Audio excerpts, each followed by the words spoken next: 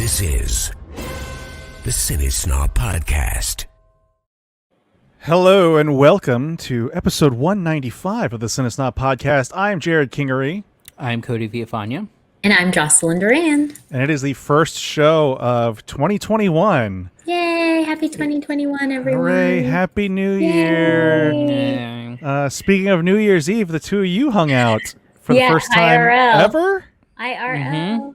Yeah. Well, I feel like this is a hangout, so. Yeah, but in person. Uh-huh. But socially distanced. Okay, I hope so. I got Cody out of his bubble. Mm-hmm. I heard y'all had fancy foods, too. That was funny. So I invited Cody over. I was like, hey, we're going to do like a fire and, it's just going to be me and my husband and my brother-in-law if you want to come over. And he was like, yeah, I do, actually. And I was like, cool. You're like, shit, he said yes. No, but then he was like, I also bought Avett Brothers concert. And I was like, we have an outdoor projector. Like, boom, all of a sudden New Year's Eve. You're speaking Cody's language there. But then it got kind of a little awkward because my husband was going to make us lobster on New Year's Eve.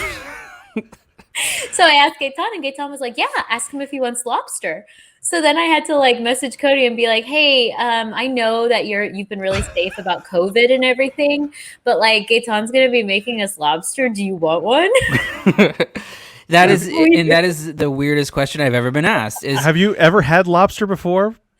I have had it one time on a cruise ship, when I was 17. And I had never had it before Gaetan. It's just one of his specialties is lobster tail. And it was just so weird to be asked the question, hey, do you want a lobster? It was just, for New Year's Eve, come over for New Year's Eve and have lobster. Yeah. Well, it was more because of COVID that I was I don't know if he's going to want it, prepared from someone else. Oh, okay. Is that safe and all that? I don't want him to feel like he has to eat the lobster. Why? I'm going to guess, knowing Cody, 99% of what he eats is delivered anyway.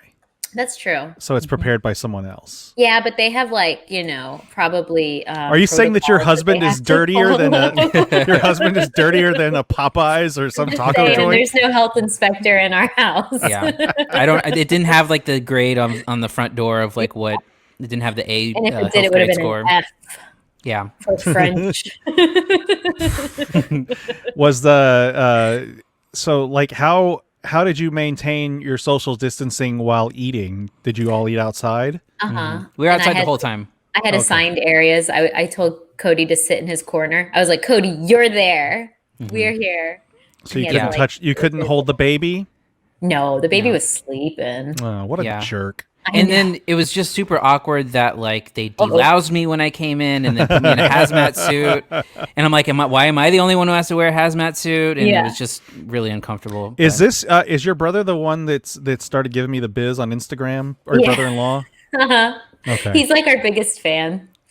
He's the F1 fan. And he likes Bond a lot, and he watches every episode, and he knows all our inside jokes, and it's kind of funny. Wow. Him and Cody got to talk Spurs a little bit. So how did the outdoor projection go? Was it not nasty New Year's Eve there? That's the thing. We were we had all these, alternative plans and how to do that. So then they set up a tent. It was a canopy. Yeah, canopy. Thank you. Not it didn't have walls.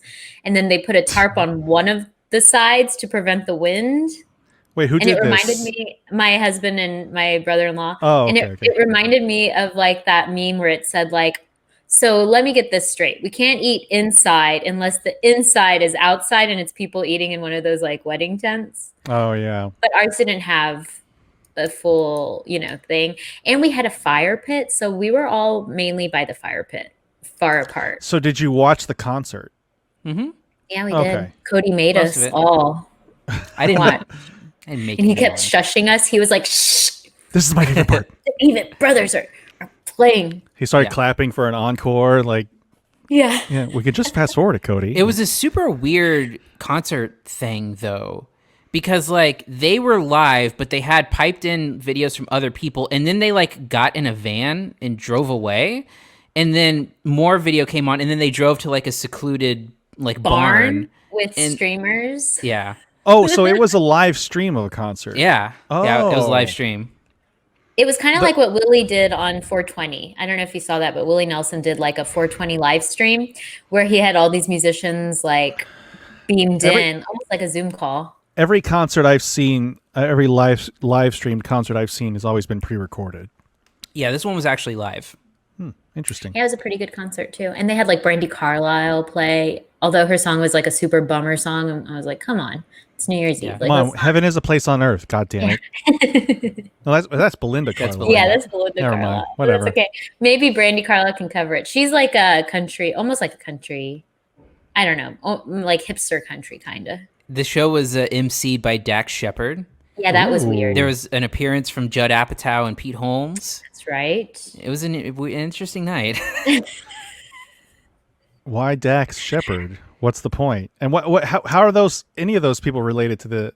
They're to the fans. band? Well, I mean, Judd Apatow directed a documentary about the Avett Brothers. Okay. And then Pete Holmes, they've been on Pete Holmes' podcast, and I believe also on Dax's podcast.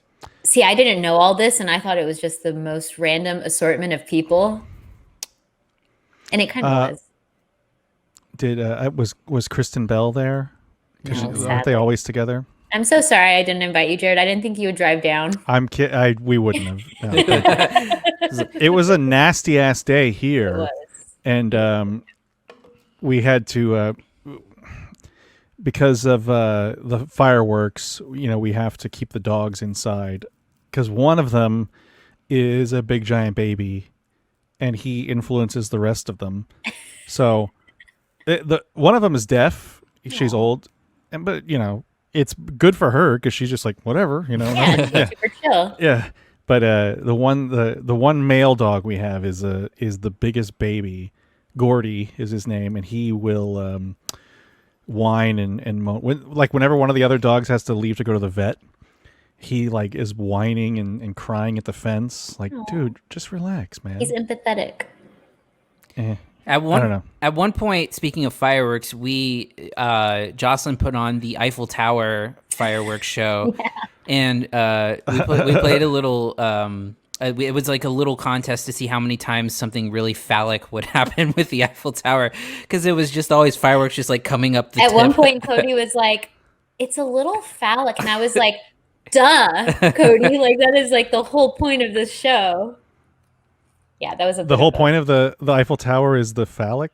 I mean, stuff? I'll send you some videos of their Bastille Day celebrations. Like, you tell me, but I think Cody and I are pretty convinced that they know what they're doing. They're like, Oh, yeah. we are. Like, there's We are fireworks, ejaculating on the Yes. bourgeoisie. there's like fireworks like spraying out the top. You're just like, what? And then there's like a couple at the base that just pop out like that. It's Yeah, my dog is also very scared of fireworks, and he jumped in Cody's lap at one point. Aw. I know. I was like, he likes you. And then He's what like- did you say He's after like, no, that? I'm just scared as shit. Yeah. I don't know. What did I say? You said he only likes assholes after that. Oh, sorry. Damn. Wow. And that was, I had been there for like 2 minutes, and I got No, hit what with I think that. I said is he doesn't like assholes. I was trying to say that he No. likes you, so you're cool. You said he only likes assholes. Yeah, I think You know, I kid about being invited. We would have stayed anyway, but I really don't like New Year's Eve. yeah, you're one of Anyway. those. It's just such a pain in the ass to me. I typically don't, but that's the way to do it. Like, if you keep it small and contained, and like the live stream was really cool, and just kind of have in the background. You didn't have to fight to go to the bathroom. Jocelyn, did you ever work the WOAI New Year's Eve No, thank show? God I did not. That sucked. Yeah, it looks like a bunch it of does. times. Yes, it's just like, so I don't know if they still do it the same way, and I don't know if they did it. I know they did a New Year's Eve show this year. I don't know what they did, but this was like on Alamo between Commerce and what is it, Cesar Chavez? Oh boy. Yeah, like right or in no, Fairmont, right? Like right in front of Hemisphere Park. yeah, and the whole street was closed, and we had to run cameras and cable across the, from the convention center down to the Fairmont Hotel, and it was just packed with people. nuts to butts, as one of the engineers described it to me, and I was like, that is the best saying I've ever heard. And then like it would hit the new year, and then like at 12:30, police would just push everyone out. Aww. And then it was cleanup time, and I mean, vomit everywhere. I mean, it was gross. It was such a gross, and it was such a pain. That made me, I think that's what sealed my New Year's Eve hating fate. That would do was having it. to work that crap, because it was just not fun. Anyway, but yours For looked like nothing, for 10 seconds of yeah. nothing. For yay. Like, I can go eat some funnel cake for $8. You know, I mean, there was probably less vomit at your New Year's Eve party, so there's at least a plus side there. Yeah, for sure. But Some vomit, but less. Much less. Yeah, much less. And it was baby spit up doesn't count as vomit. I was about to say it was lobster, so it was classier. Yeah. All right. Anything else before we move on? We got a packed show today. yeah, we do. Yeah. All right, let's go ahead and move on to our reviews. Here are this week's reviews. Our one movie this week is Shadow in the Cloud. Oh, hey there, baby. The hell are you doing here? I'm commissioned for this flight. Captain! We haven't got time for this right now. Put her in the Sperry until we get up in the air. I'm supposed to guard this. I'll guard it for you. Contents are confidential.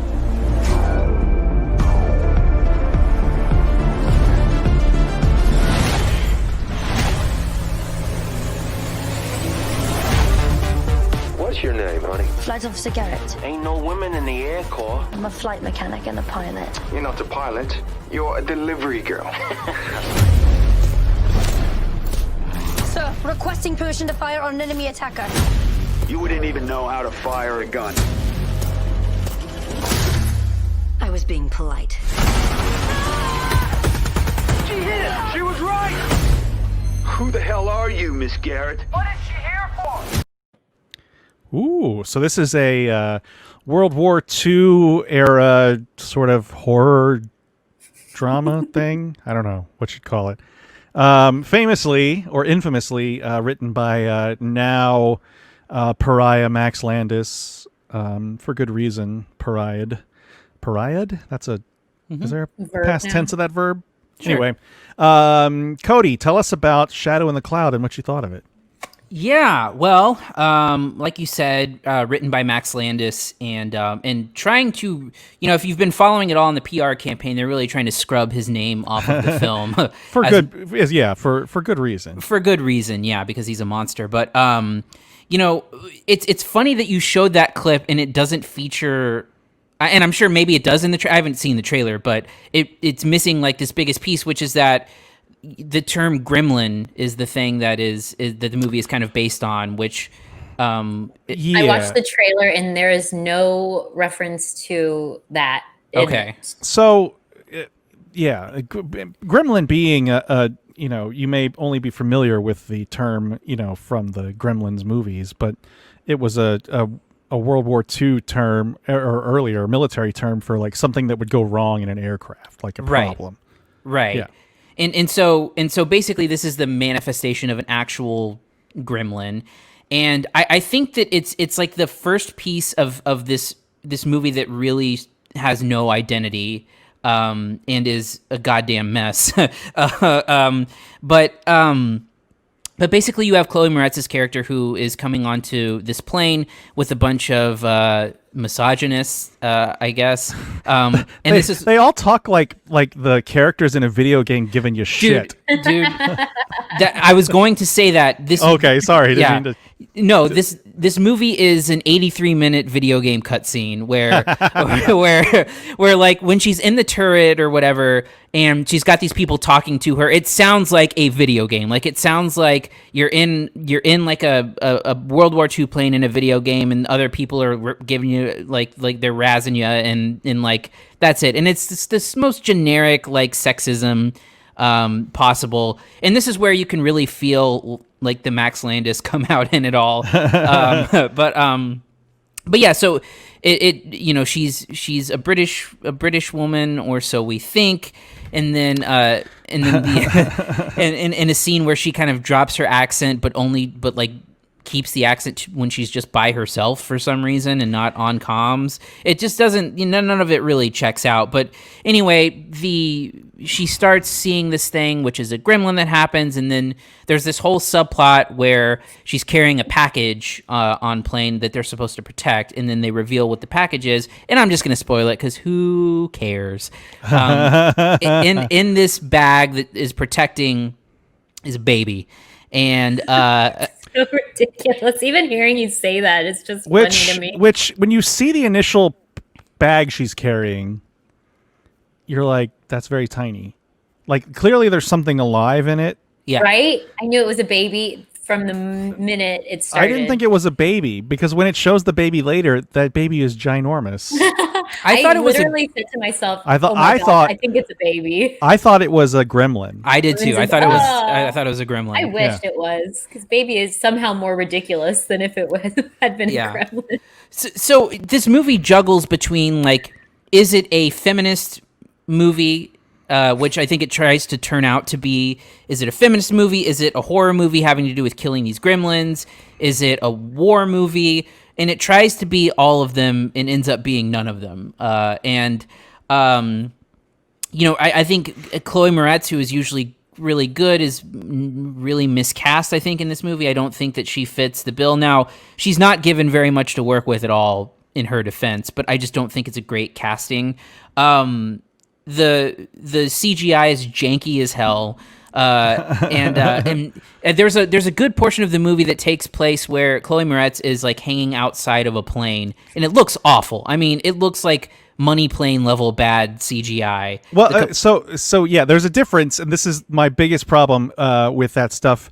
Is the CGI looks okay. It's bad green screening. It's the compositing. Yeah, the bad compositing can ruin anything, and I don't know why it turns bad so easily. Yeah, and in this one, this is particularly bad green screening, and like it's just so goddamn stupid. Like there's a scene where she falls out of a plane, and then an explosion brings her back into the plane. I'm like, it's in the trailer, so you're not spoiling anything there. And then essentially it all comes down to, like, everyone starts getting wiped out on the plane, and she is the one who can somehow fight back. And then it ends with the worst fist fight I've seen in a long time. And look, I don't have much to say other than this movie is extremely dumb. It doesn't know what it wants to be. It has a massive identity crisis.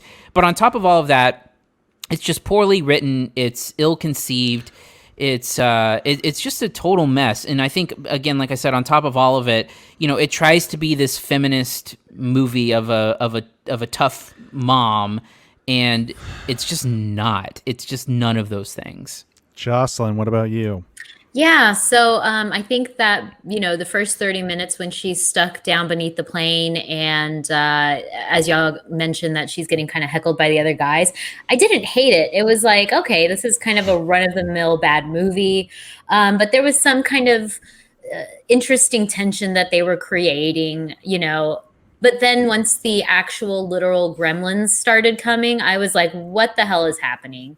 Not only that, there's also another subplot about Japanese planes that are attacking them, that she is somehow the only one capable of shooting down, even though they don't. Or even seeing, yeah. Yes, first of all, seeing, but then also she's also the only one equipped to shoot them out of the air. And they never really fully explain, like, how she is so, talented as a shooter.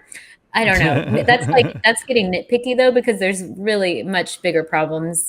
And the literal gremlins was a big part of that, because it was like half horror movie and then half like psychological drama. But then, like Cody mentioned, it becomes this like don't mess with a mom movie.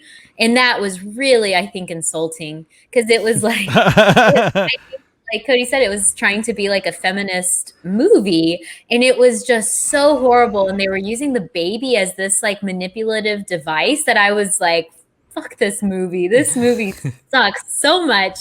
And then just when I thought it couldn't get worse, it would. And then I started almost enjoying it because it was just so off the rails.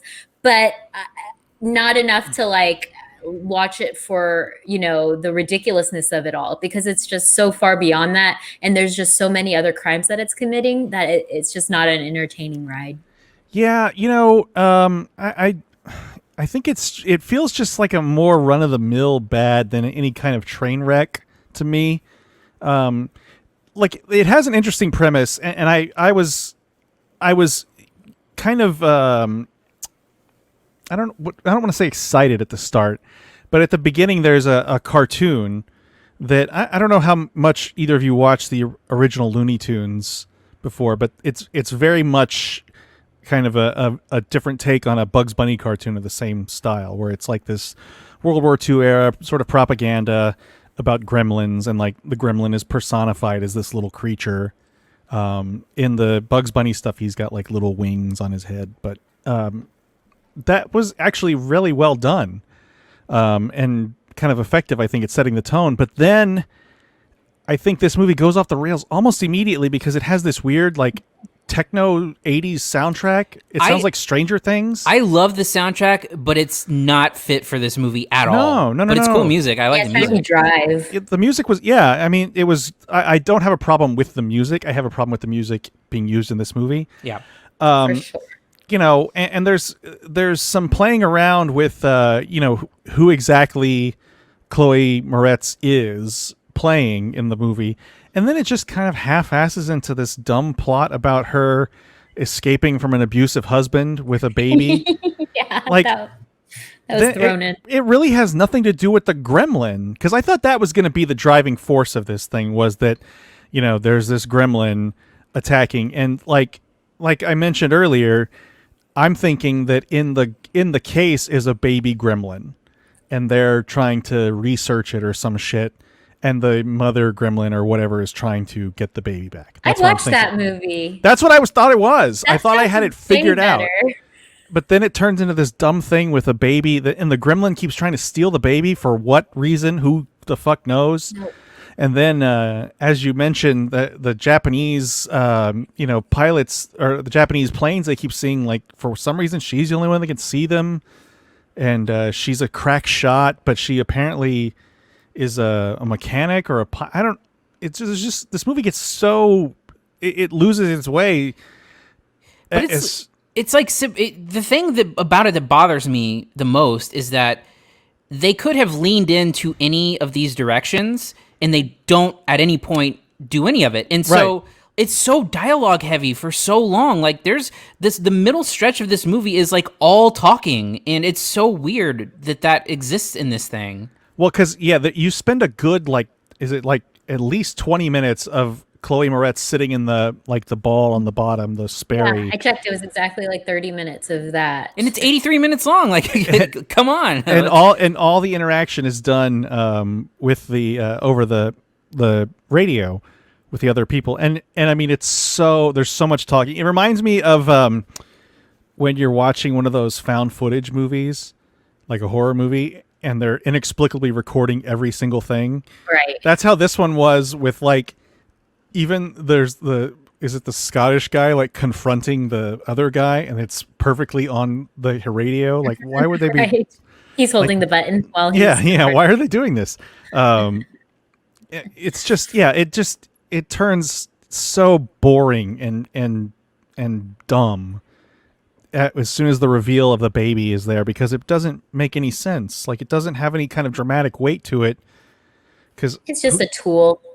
But it does. But it's like, it doesn't mean anything. Like, you know, they're giving her the you know. No, that's why it's so insulting, because it's like just a device to be used. Yeah. And, you know, the gremlin is just like, nothing has anything to do with anything. Like, the gremlin has nothing to do with it. It just is a thing that exists all of a sudden. This is just a bad movie. Anyway, grades, Cody. Yeah, like I said, I think the biggest part about it, like, if it wanted to lean into like the bloody camp of it, it may have at least been like fun, but it wants to be bloody camp, but it also wants to be like a powerful feminist statement, but it also wants to be a family drama. Like, and it doesn't commit to any of those things. It feels like a movie that, like, if you could tell that this is a rescued script from Max Landis. I mean, you can tell that this was once one thing, and then someone rewrote it to try to add other things to it. It feels tacked on. So I don't have anything good to say, and I'm going to give it a D+. Jocelyn. Yeah, it's a huge mess. I'm giving it a gentleman F, D-.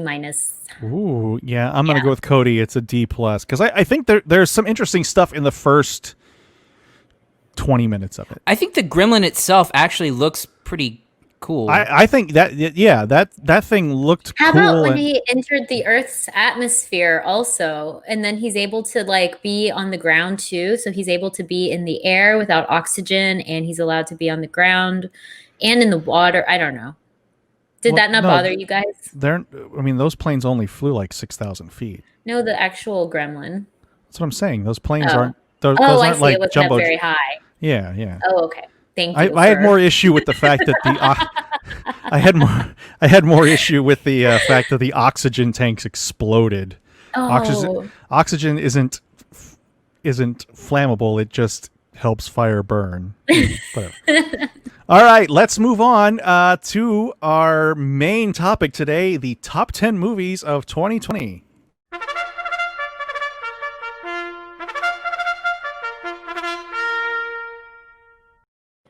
Look, Too much man, fanfare? It's just a little reveille, like we're starting a horse race here. So what we're going to do is we're going to count down backwards, starting at 10 with each of our movies, and we're each going to go in order. We may kind of skip some movies to talk about them later, but we do have some doubles on this list. So we're going to start at number 10 with Jocelyn. Jocelyn, what's your number 10 movie?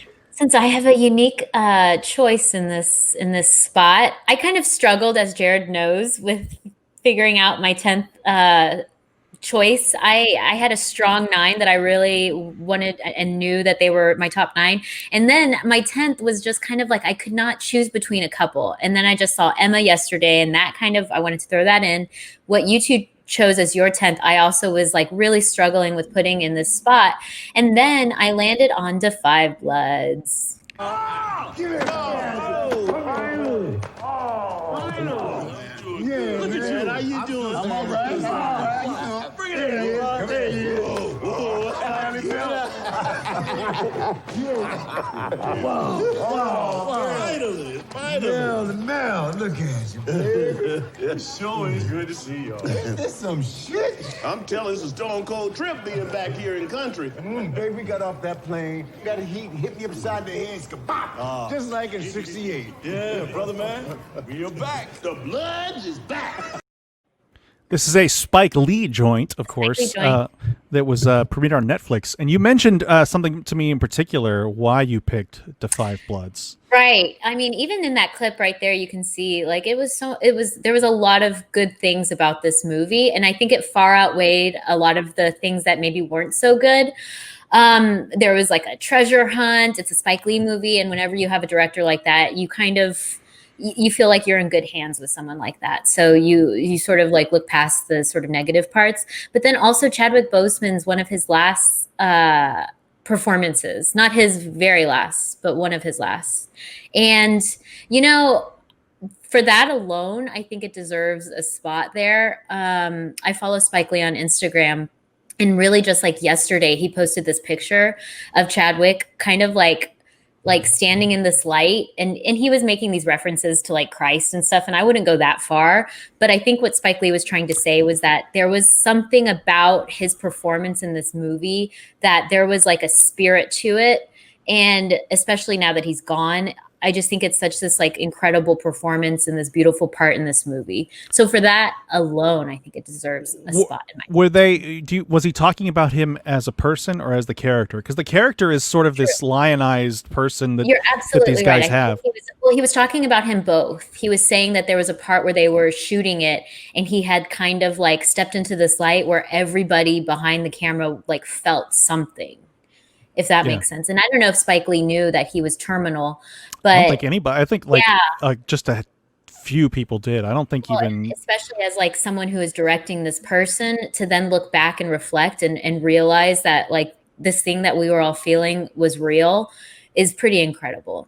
So anyway, but you know, that's not to say it's a fun movie too, and there's a lot There's a lot of really, fun in it. A lot of things that are, of course, a problem, but I'm going to look past all that. I think the first half is way stronger than the second half.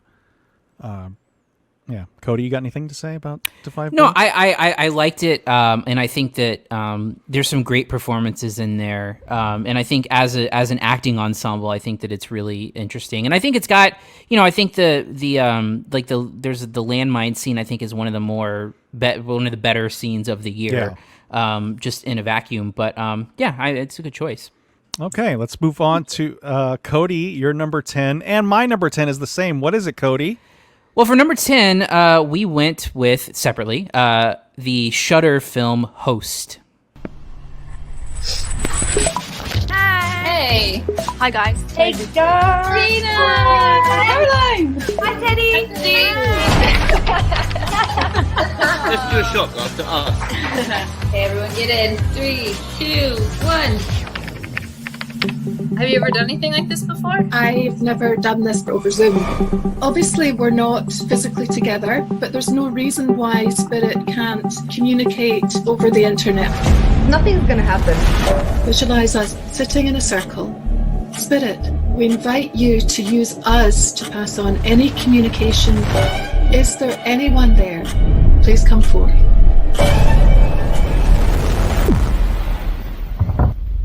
What was that? Amy, was that you? I heard it. I heard something. I think there's something here. She said that.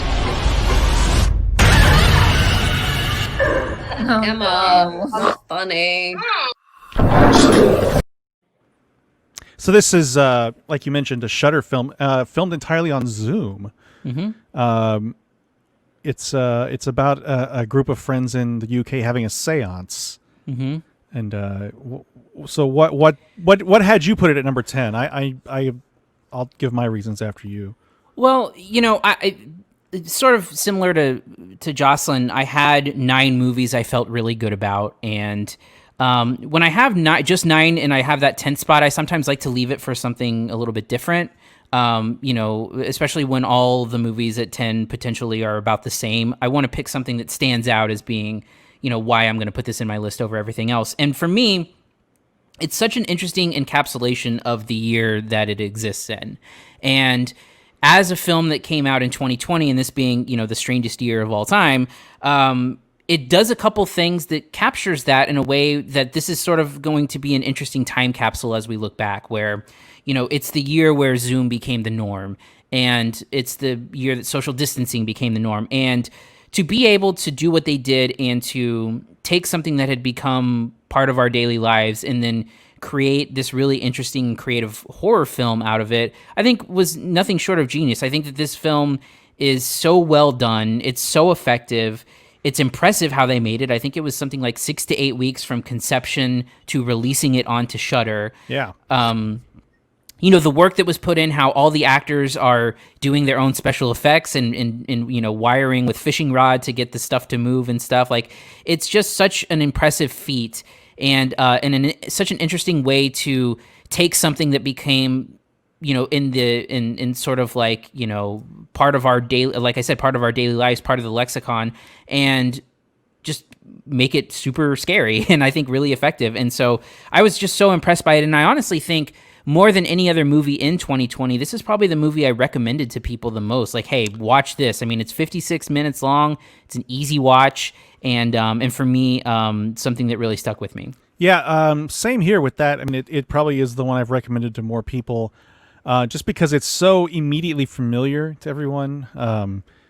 There have been movies that have tried this before. Unfriended, I think, is one that we talked about when we reviewed this. And something else I know there's a John Cho movie, right? Yeah, well, that wasn't a horror, but it was called Searching. But yeah, it's similar. Just this entirely takes place in a computer desktop, and this one I think is the first one that really pulled it off, and I think it helped that everyone was in this situation. Now there's not some sort of artificial construct to get people into this. It was just, this is what we do now. We're on Zoom and we're, I think it had a nice touch. There's some character that starts on the phone and then transitions to a desktop. There's just a lot of little nice touches that put this thing at, at something that's intimately familiar with to everyone right away. And I think that's one of the biggest compliments I think you can pay to a movie, especially something like this that was thrown together in such a short time. I mean, this is really this is just one of the 2 Shudder movies I have on my list, and it's really shown that Shudder is really turning out some quality programming film wise. Jocelyn, you saw this, right? I can't remember. Were you on the show when we reviewed this, or was this before you? Yes, I did, and Okay. I had the same reaction when I would recommend it to people, and they would always come back and say, like, "I saw it, and thank you. That was actually really good." And then something else that I really liked about it was the scares they weren't grotesque. It wasn't gory. It was like really psychological and clever. And it was like a fun scare. And it's like really hard to do that, I think, nowadays, is to find that like perfect spot for the scare that isn't like so over the top. It's just like very subtle and lasts throughout the movie. And they did a great job with that. And they find ways to make Zoom specific scares. In fact, there's a scare in there that another movie used later in the year. Oh, really? Yeah. There's one particular the face mask thing. Yeah. I don't know what movie that is. I got it. Yeah, I can't remember what it was off the top of my head, but I do remember seeing it later in the year. It might have been the devil. Tenet. Oh, the devil. Tenet. No, not the Dark and the Wicked. Was that it? Maybe Dark and the Wicked. But anyway, I mean, I like the way that it uses I like the way that it uses Zoom to create scares that are unique to, like, it has another great gag with like a Zoom background, the looping background. Yeah, that was super cool. It's just so smartly done, and I'm excited to see. So that after that movie came out, the director of it signed a deal with Blumhouse to create like a series of I think it was like a multi-picture deal, and I'm really interested to see what he does in the future. Yeah. All right. That is my number 10 movie as well. So I'm going to move on to number 9, which Cody and I both share as well, and that's Palm Springs. Nice.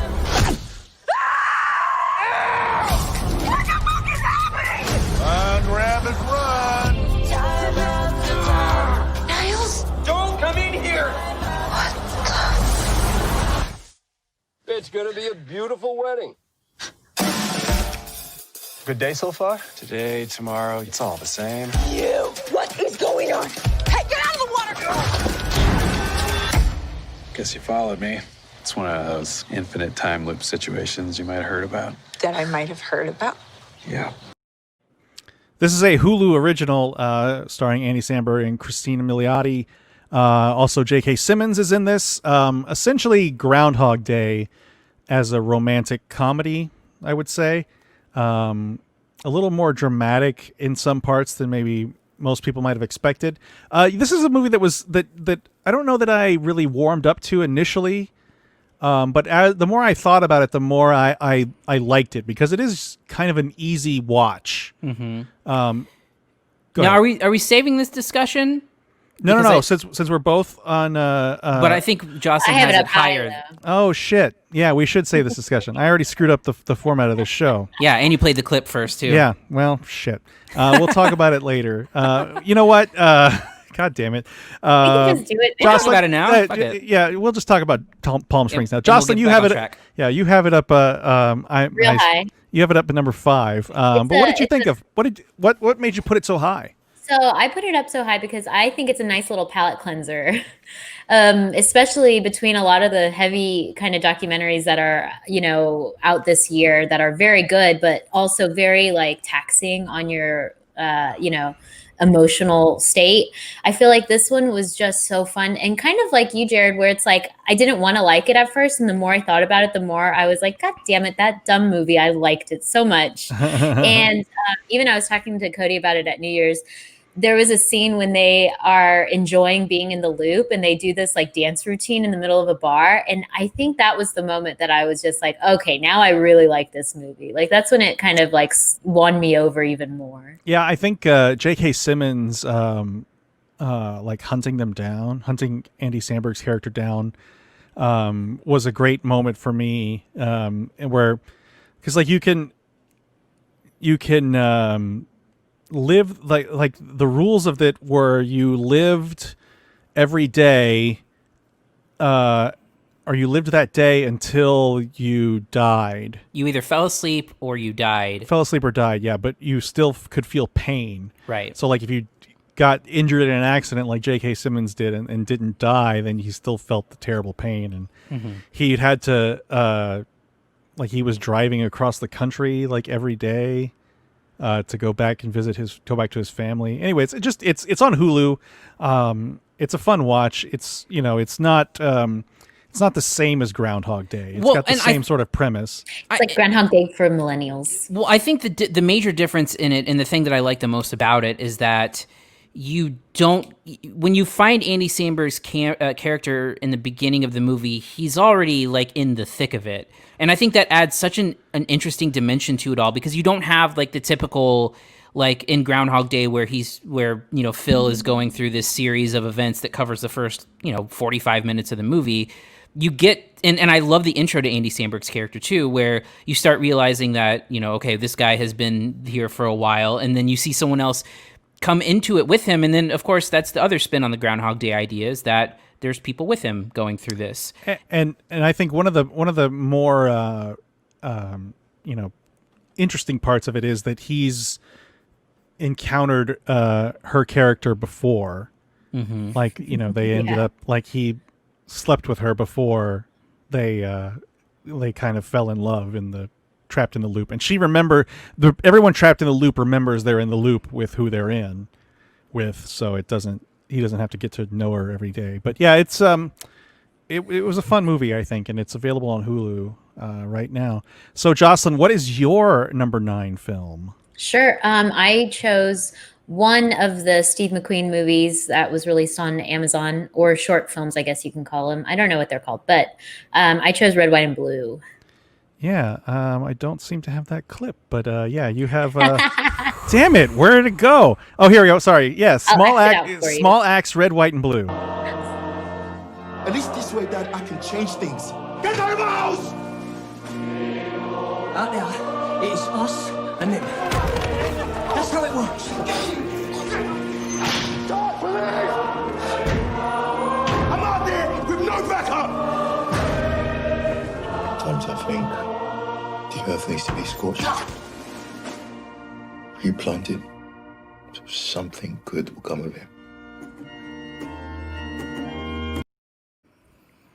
Yeah, this is the third in the Small Axe series. Of course, you could see starring John Boyega. Why'd you put it at number 8? Or number 9, I should say. Yeah, just because, I had heard so much about Lovers Rock, the movie, the second movie in this series, and how much everyone really enjoyed it. And I had been a little disappointed by that one. And then I had kind of been blindsided by this one, where I was watching it and really enjoying it. And I wonder, I know that like this particular issue was a huge part of 2020. So basically it's about a police force and a person who grew up in this neighborhood who is actually a doctor. He's like a scientist. And then he goes back to join the police force to sort of be the change that he wants to see on the force, and to have more representation of people that look like him on the force.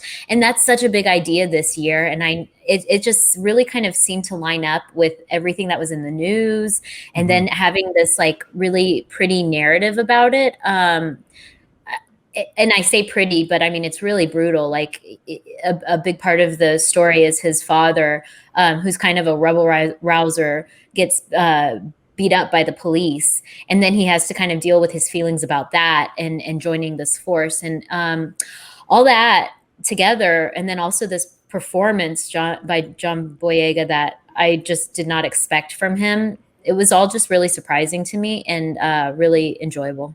Yeah, this is, I think we mentioned this at the time, it's probably the most accessible of the Small Axe films, and probably the one that is rings the most true to Americans too, because these are British films, and it's British issues.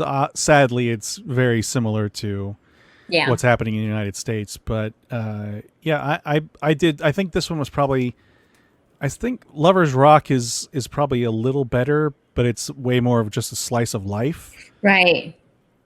Cody, what about you? What did you think? Yeah, I think it's good. These small. I did not see the last two Small Axe movies. I like them enough. I think that they did not quite reach me in the way I think they're reaching a lot of people, and I think that they're solid movies, but nothing really kind of moved me the way that Lovers Rock seems to be the favorite of everyone. But Mangrove is on a lot of people's lists as well. So I think Red, White, and Blue is probably the most accessible, most applicable to at least our relationship to it. And I think that again, it's a great showcase for John Boyega. Yeah.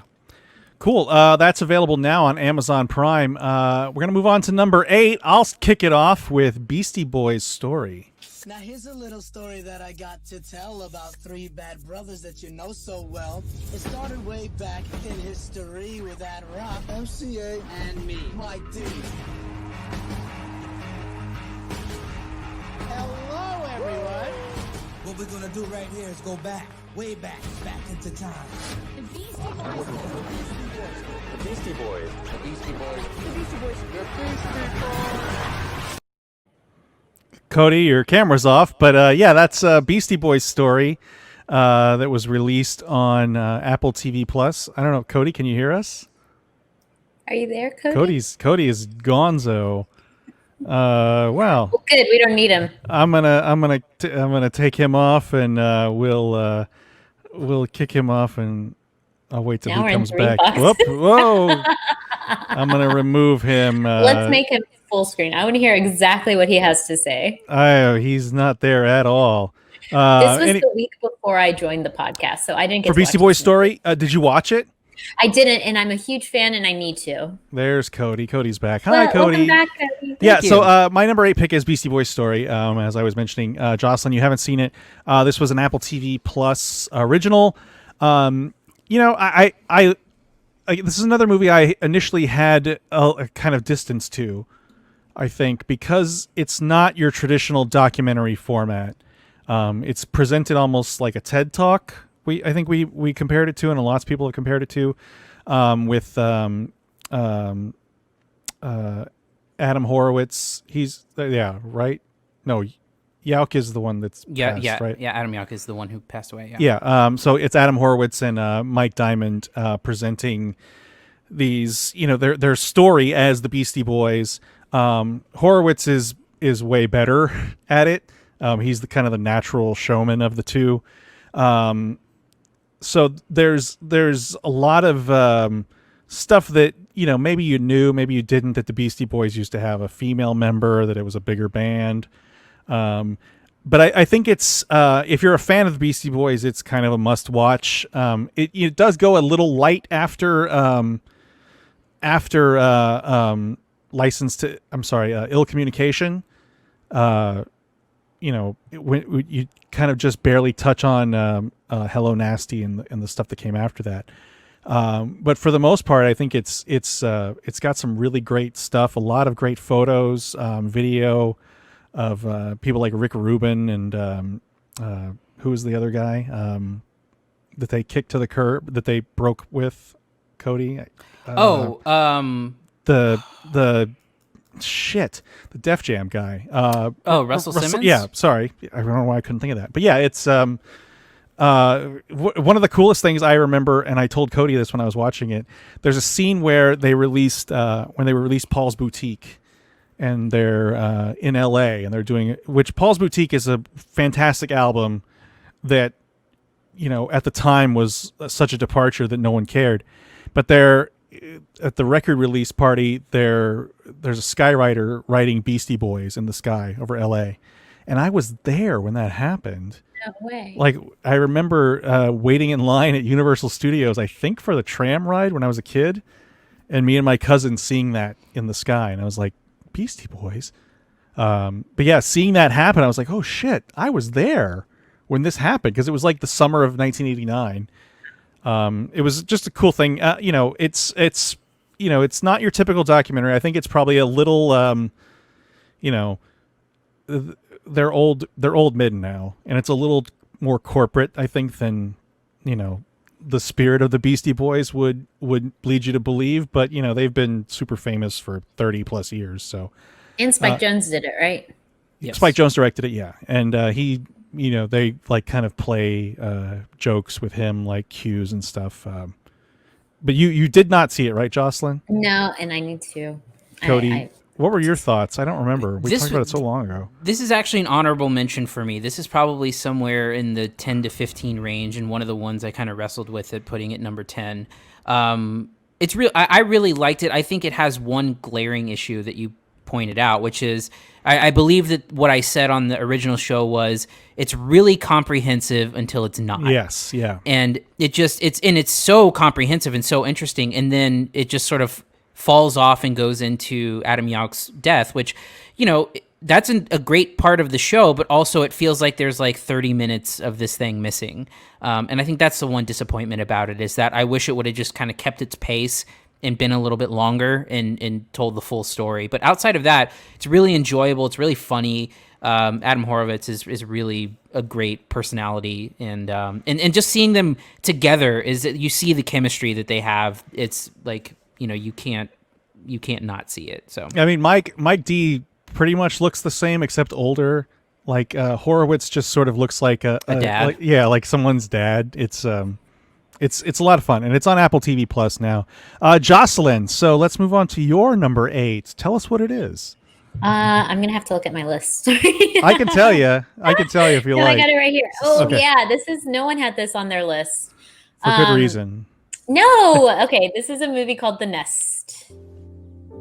Things are dried up here for me. Oh! Yeah! There's an opportunity. Where? London. This would be our 4th move in 10 Turn years. it backwards. But money's fine, right? Yeah. Right? Yeah. This is a fresh start. How about this?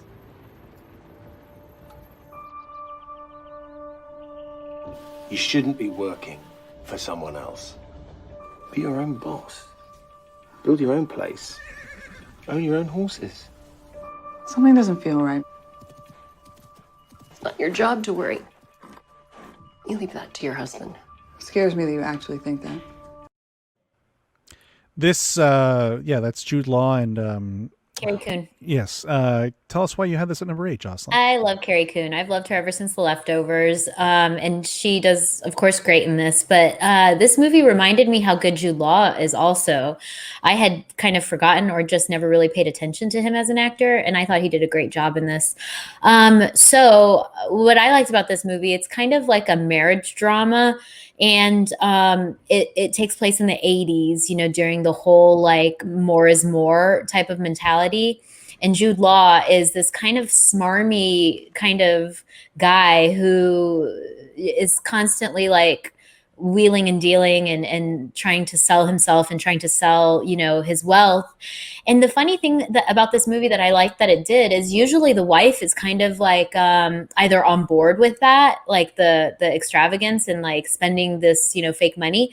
And in this movie, you have Carrie Coon, who's so smart and so like apprehensive about it and kind of like onto him, that I think that it made it really interesting for me. And then there's just some really cool moments in it.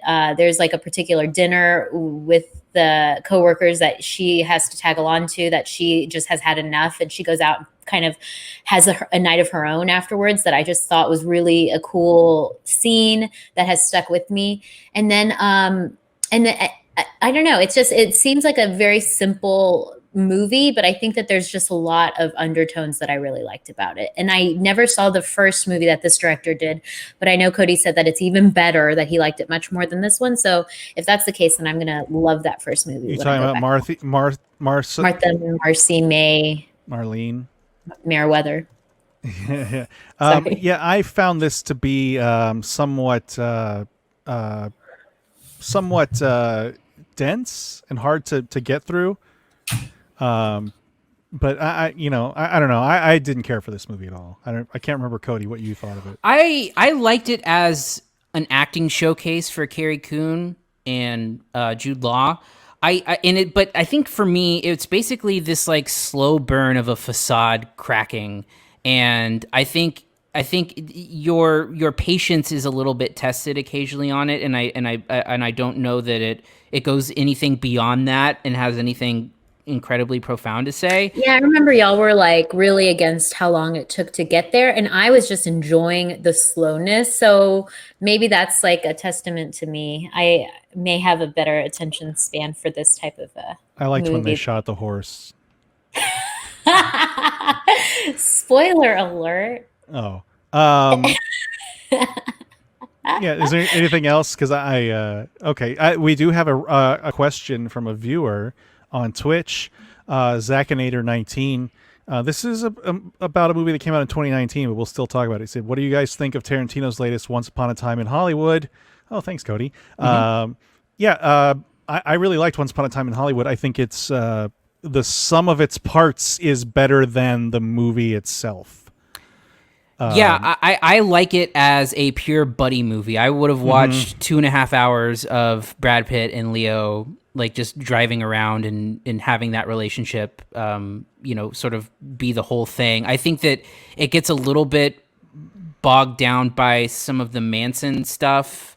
I do some of the Hollywood stuff. And yeah, as much as I wanted to like the Sharon Tate stuff, I don't know that it connects the best. But what I will say about it is that I know that the ending of that movie is really controversial. I think it's a blast, and I think the ending bit of that, as a bit of wish fulfillment, is really cathartic, and I love it. Yeah, that's when it started being a Tarantino movie all of a sudden. Yeah, I think one of the best pure acting performances is in the middle chunk with DiCaprio and Timothy Olyphant. Yeah, shooting the Western. I think that's so great. And Brad Pitt is just Brad Pitt won the Oscar for this, right? I was about to say Brad Pitt earned his did. Oscar. I mean, he's really great in this movie. And like I said, I think the sum of its parts are better than the movie itself, because I think the movie itself is sort of, there's not really anything happening. And like Cody said, I think as a buddy movie, it played way better, because I think the two of them together were really, really good. I saw someone doing a quiz of if it happened in 2020 because it's been such a crazy year, and one of the questions was Brad Pitt won his Oscar, and it was in 2020. It was earlier this year, right before. Zackinator says the trailer scene was the best for me. Is that the one where they like threw DiCaprio into other stuff? No, I think what he's talking about where Leo has his Leo has his breakdown. Oh yeah, in the trailer after the scene you're talking about, Jerrod. Okay. Where he kind of messes up the Oliphant. Well, because Brad Pitt also lives in a trailer. That's true.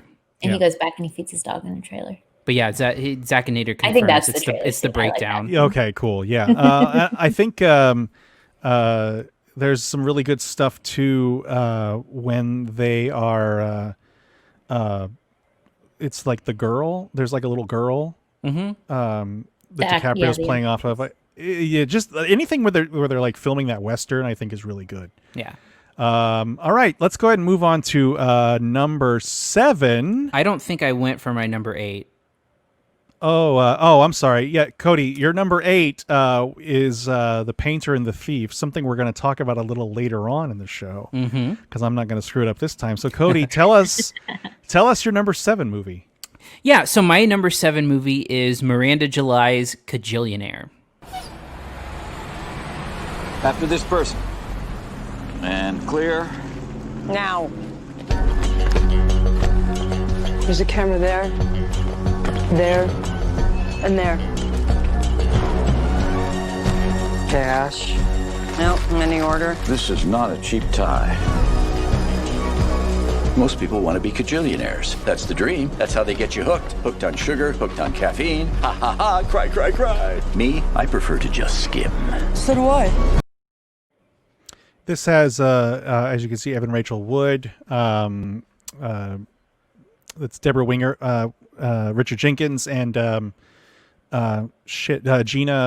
Rodriguez. Gina Rodriguez, yeah. Why you got this at number 7, Cody? Well, I just really enjoyed the little strange world that this movie creates. It's a really offbeat movie, like kind of like the legitimately quirky and weird things. And there's so many small details that I think Miranda July does. I still to this day think about Old Dolio and the origin of the name. That is a great little piece of writing. It's so great. And so the main character, Evan Rachel Wood's character's name is Old Dolio, and it's just such a smart little thing. And I think the thing that always stands out about this movie when I think back to it is this incredibly magnetic performance from Gina Rodriguez, who I think just walks away with the movie. In a movie with a lot of great performances, it's just such a magnetic, like well-played performance. And I just really enjoyed it. I enjoy the relationships about it. I enjoy the complexities of it. I think that it's like a very strange coming of age movie, but it's an adult coming of age. And I think that I just really I think it's one of, I have a lot of really heavy movies in my top 10 as usual, and I think this is one of the lighter pieces that I just really had a lot of fun with. I agree with everything you said. I think the movie just has a little too much quirk. There's just a little too much weird for the sake of being weird. Like they basically live next to a bubble factory or something. Like I don't even know what's happening there. But yeah, I think that Gina Rodriguez is really good in this, and I think Evan Rachel Wood is good too. Jocelyn, what about you? Oh, I think it's funny that you said it's a lighthearted movie, because I don't know, something about Miranda July just always makes me think about existence in the world in such a way that is like really heavy. And this movie did that as well, because she has a way of highlighting some of the worst about people, in addition to some of the best of people. But there was a lot in this movie that kind of not upset me, but I don't know, just made me kind of like feel a little heavy. Yeah. I thought it was, I think, it's definitely kind of nicer than I thought it would be. Mm-hmm. Like it's a little, I thought it would be a little darker, but it ends up being pretty nice, I think, in the long run. I think it's a sweet movie. I think, Jerrod, your criticism of it is valid. I think that your enjoyment of the movie is going to be dependent on how much quirkiness you can handle. If you've got a good tolerance for it and you like some of that stuff, like I don't even, because I think it's just so, it's very specific, right? It's got very specific odd things it's about almost it. It's almost like that sort of Wes Anderson specificity. I don't think it's nearly as intricate, but there's that really kind of like laser focused specific thing every now and then that doesn't really quite add up. Like, and I think one of those plays fairly well, where there's the Gina Rodriguez's character is like a hospice nurse or some sort of nurse, and they go to basically rip this guy off, and he just wants to hear like the sounds of a family. Like he makes them argue and kind of, talk with one another. And that's very laser focused, peculiar, but I think that one works. I don't know that the bubble factory thing really ever makes sense. Yeah, and then there's the scene that happens like in the bathroom at the gas station that's kind of strange. That's a little more meditative, and I'm okay with that one. Yeah. I mean, I know what you're saying, and it's a little more of a kind of a dreamy sequence. But... And the family's kind of horrible. I mean, when you think about it, what they've done to their poor daughter is like, it's not like lighthearted. And I mean, heavy. Well, yeah, but the Old Dolio reference is that's also very, very specific, and I think that one works really well. Cool. Okay, Jocelyn, what's your number 7? All right. I know it. It is a documentary that they shot in Austin called Boys State.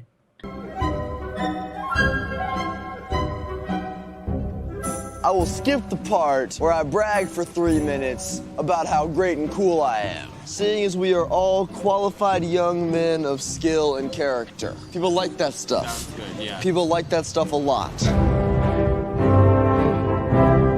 Some people say they're a sports junkie. I say I'm a politics junkie. The harder the conflict, the more glorious the triumph. I'm playing this like a game. I would like very much to win. I love it, boys. I love it. Where you from? I come from a very modest family. I'm on the course to be the first one to graduate from high school. I'm a progressive person, and I'm in a room full of mostly conservative people. Our masculinity shall not be infringed. 99% of those kids are going to Washington D.C. on on January 6th to protest in favor of President Trump overturning the election results. Yeah. Anyway, You don't know that. come on, come on. What movie were you watching? This is This is. I was not a fan because I found these kids kind of unlikable, but. Oh, I think it was like watching Lord of the Flies. Like it's like watching if all the teenage boys were on a desert island and fighting over who's going to be the king, you know? Yeah, if the king is Ben fascinating. Shapiro, like they're all trying to have they're all trying to be like the next what's that the guy who was in the meme about the change my mind? What the fuck is that guy's name? Oh, I don't even know. Yeah, I don't know. He's like I know the meme he's you're a talking about. he's a comedian. He's a right-wing comedian. Listen, Jerrod, get your own top 7 movie, okay? Ooh. Hey, look, if you want guys that have Stop the Steal in their Facebook profiles, go right ahead. I didn't see it that way. I mean, there was a lot of characters that were there to prevent it from being just a There bunch was of conservative one. kids. No, there was one. 2. There was the main one who was running for governor, and then there was the guy who was he was like the speaker, remember? Oh yes, yeah. And he was like out and proud, and he was like speaking up for all the Was people. he I don't out? think he was out. I don't think he was out either, and that's why I wasn't assuming anything. Sorry. Figures you would like this movie. No, Anyway. I just found it to be kind of like chilling more than anything. Oh, I thought it was super fascinating.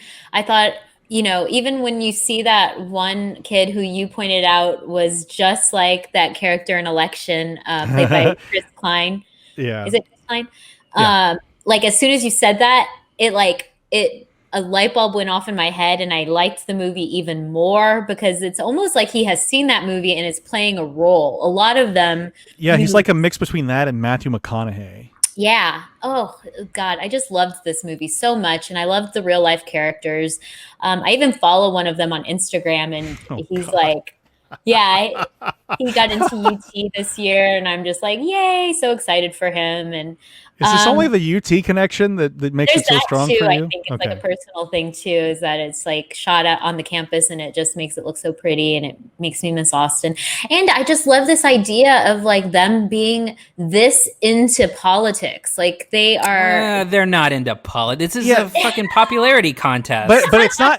It's like they create their own platforms. That's what politics is. Based on it's not. It's a 2-party system. They're trying to create their own stuff. Popularity contest, but it's not so much about politics as it is like how to run a campaign. Yeah.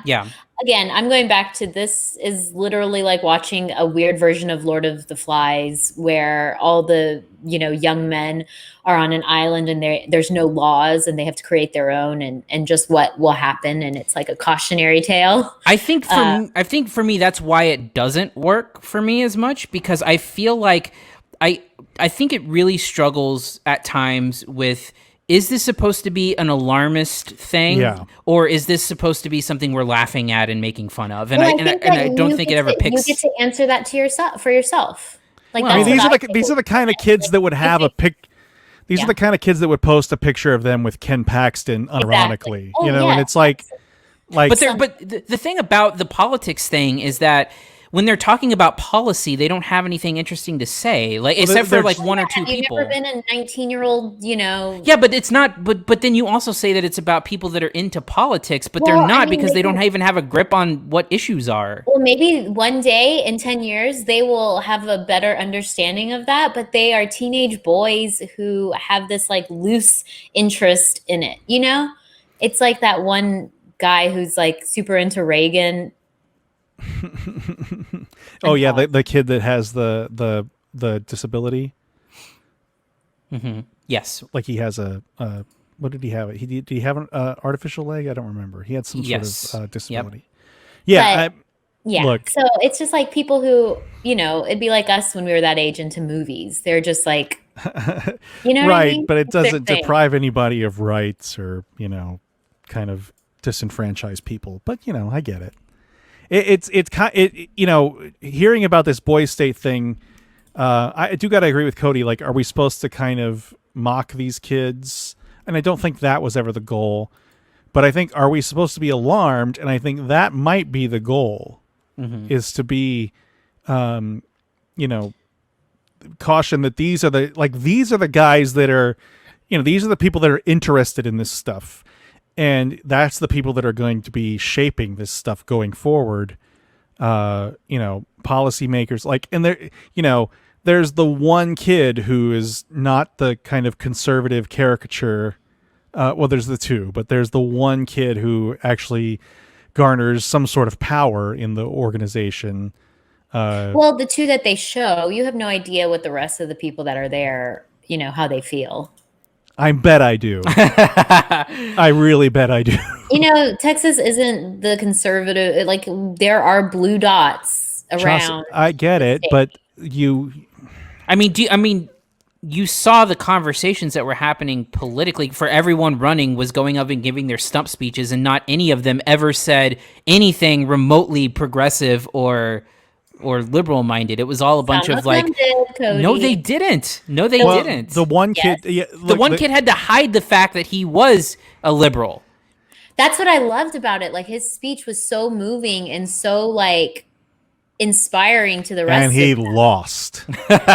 And he fucking lost. Hey, that's a spoiler. That is a big part of the movie, and I loved watching it all play out. The problem, it's like y'all are arguing the reasons that I love this movie. That's why this show is beautiful. Yeah. We have our policy here that Cody and I are running on this platform of, I'm scared of these kids. And Jocelyn, you're running on these kids are okay. Yeah. No, they're not okay. I just love watching how young racists develop, Have y'all read Lord of the Flies? It's not a rosy picture of male aggression. But every good kid gets killed off. Exactly. I'm saying this movie is like watching a version of Lord of the Flies play out. Yeah, but so which one is the piggy? Which one gets thrown onto the rocks below and has his glasses stolen? That's not a literal interpretation, but anyway, available on Apple TV Plus. Watch it and then Instagram me about it. So which I gotta find this kid that you're following. It was the one who lost for governor. Oh, so the progressive kid. Yes, of course. Okay, good. Of course. I got a feeling in 10 years you're gonna be stop the steal. Oh, stop it. No. Then you didn't listen to me once. And look, that's how you feel. This movie has redeemable stuff about it. You're just doing that to egg me on. What? Me? No. This movie has redeemable stuff about it. Jerrod. I just think that it for me was missing something. Yeah. Okay, so my number 7 is something we're going to talk about later. That is Trial of the Chicago 7. The Trial of the Chicago 7. So I'm going to go with my number 6 movie, and I'm the only one that's got this one. That is Promising Young Woman. I just thought that you were... Drunk? Yeah. Really drunk? Fuck. Yeah. Well, I'm not. But that's good, isn't it? I think you should leave. Oh, now you want me to leave? No, I'm really high. Like, I'm really fucking high right now. I don't know what I'm doing. I think you should go. But a second ago, you were determined for me to stay. You were pretty insistent, actually. I'm a nice guy. Are you? I thought we had a connection, I guess. A connection? Okay. What do I do for a living? Sorry, maybe that one's too hard. How old am I? How long have I lived in the city? What are my hobbies? What's my name? This is sort of I guess you would call it a Me Too revenge fantasy film, starring Carey Mulligan. You also have Bo Burnham, who I think is really good in the movie. You have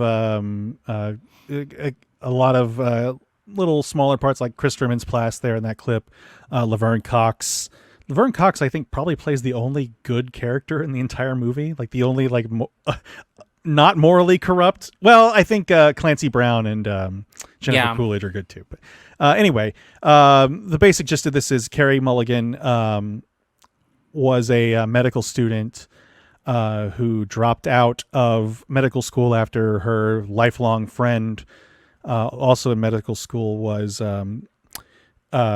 essentially raped and humiliated and killed herself.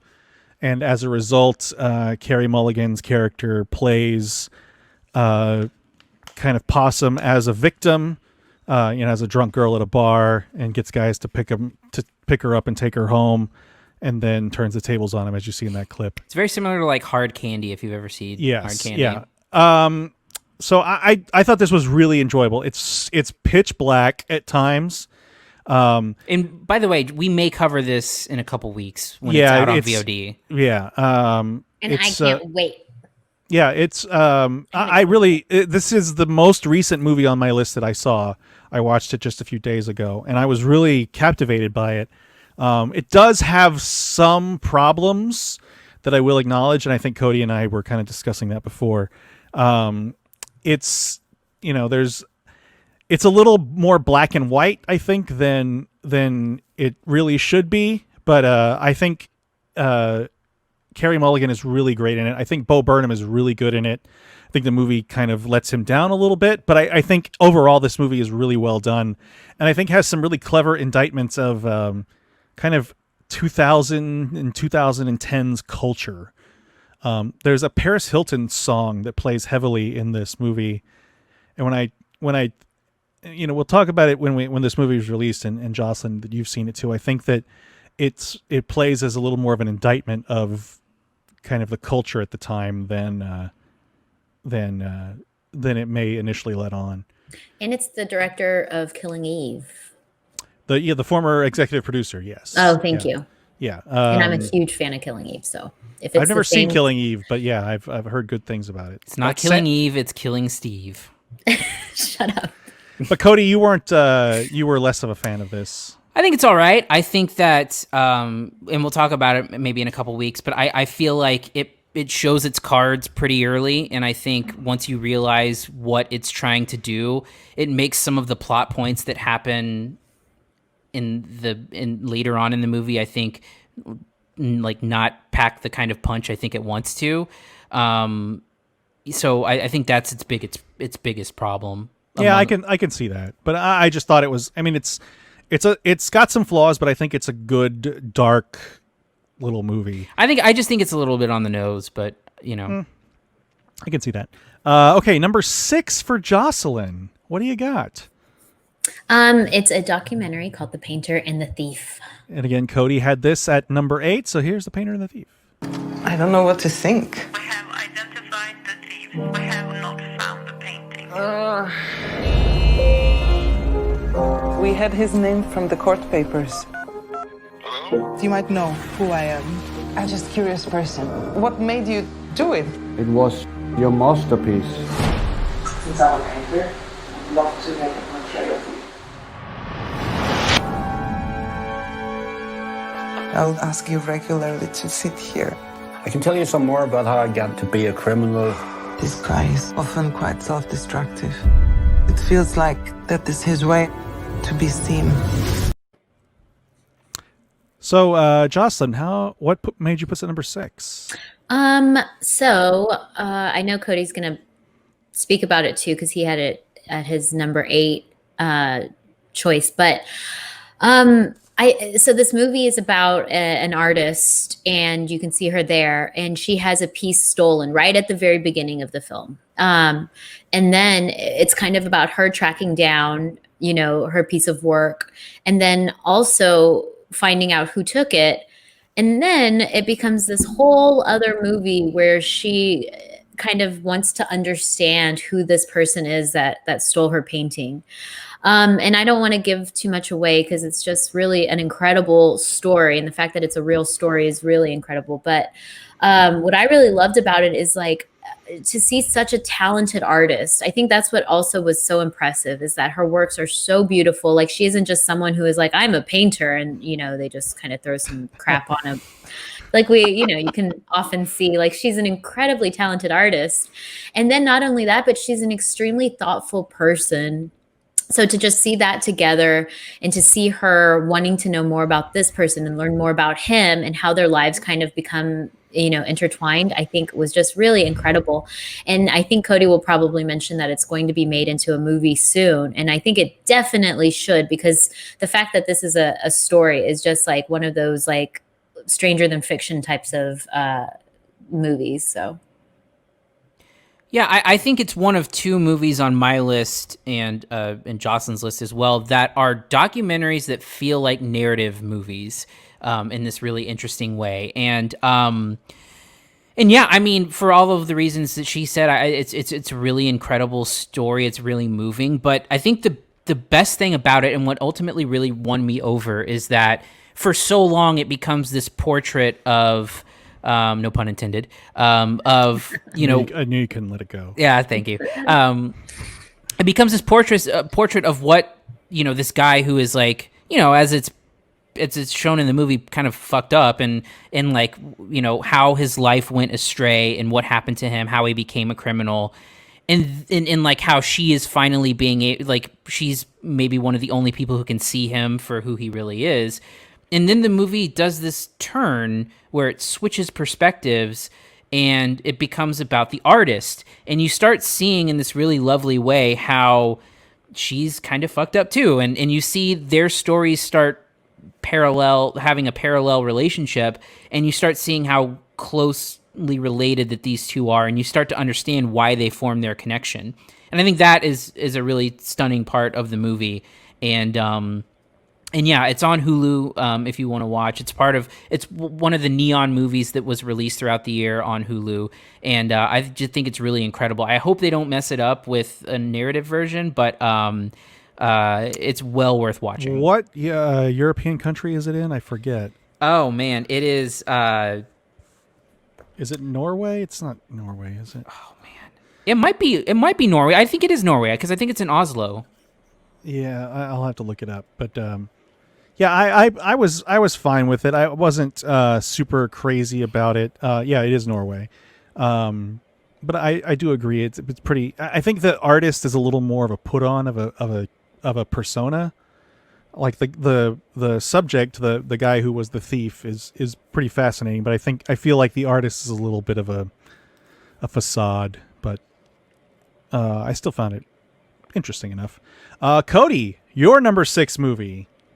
Yeah, my number 6 movie is a movie that we probably won't talk about until February, because it's, with the Oscar stuff pushed back so far, it's really slow roll on this one. But it's a movie called The Father. Date of birth? Friday, 31st of December, 1937. You're living with your daughter at the moment? Yes, until she goes to live in Paris. No, Dad, why do you keep going on about Paris? You told me. No, I didn't. I'm sorry, Anne, you told me the other day. Have you forgotten? She's forgotten. Paris. They don't even speak English there. Dad, I'd like you to meet Laura. How do you do, sir? I say, you're gorgeous. Thank you. I must say he's charming. Yeah, not always. Laura has come round to help you. I don't need her or anyone else. I can manage very well on my own. Everything all right? Who are you? Actually, it's me, Paul. Who? I live here. What is this nonsense? So that is Anthony Hopkins, of course, and Olivia Colman, right? Yes. God, I love her. Tell us why this is at number 6, Cody. I haven't seen this movie, and I assume Jocelyn hasn't either.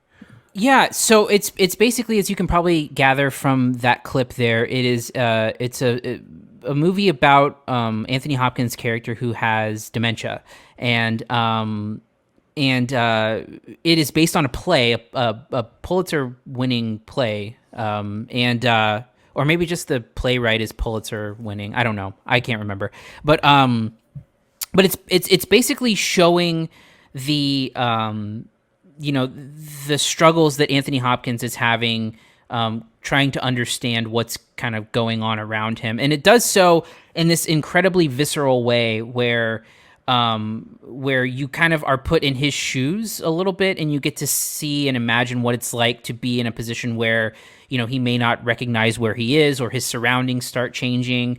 It does a really interesting thing with casting that you'll see. I don't want to spoil it inside this conversation, but it's pretty easy to say for me that Anthony Hopkins gives the best performance I've seen this year in any movie from any actor.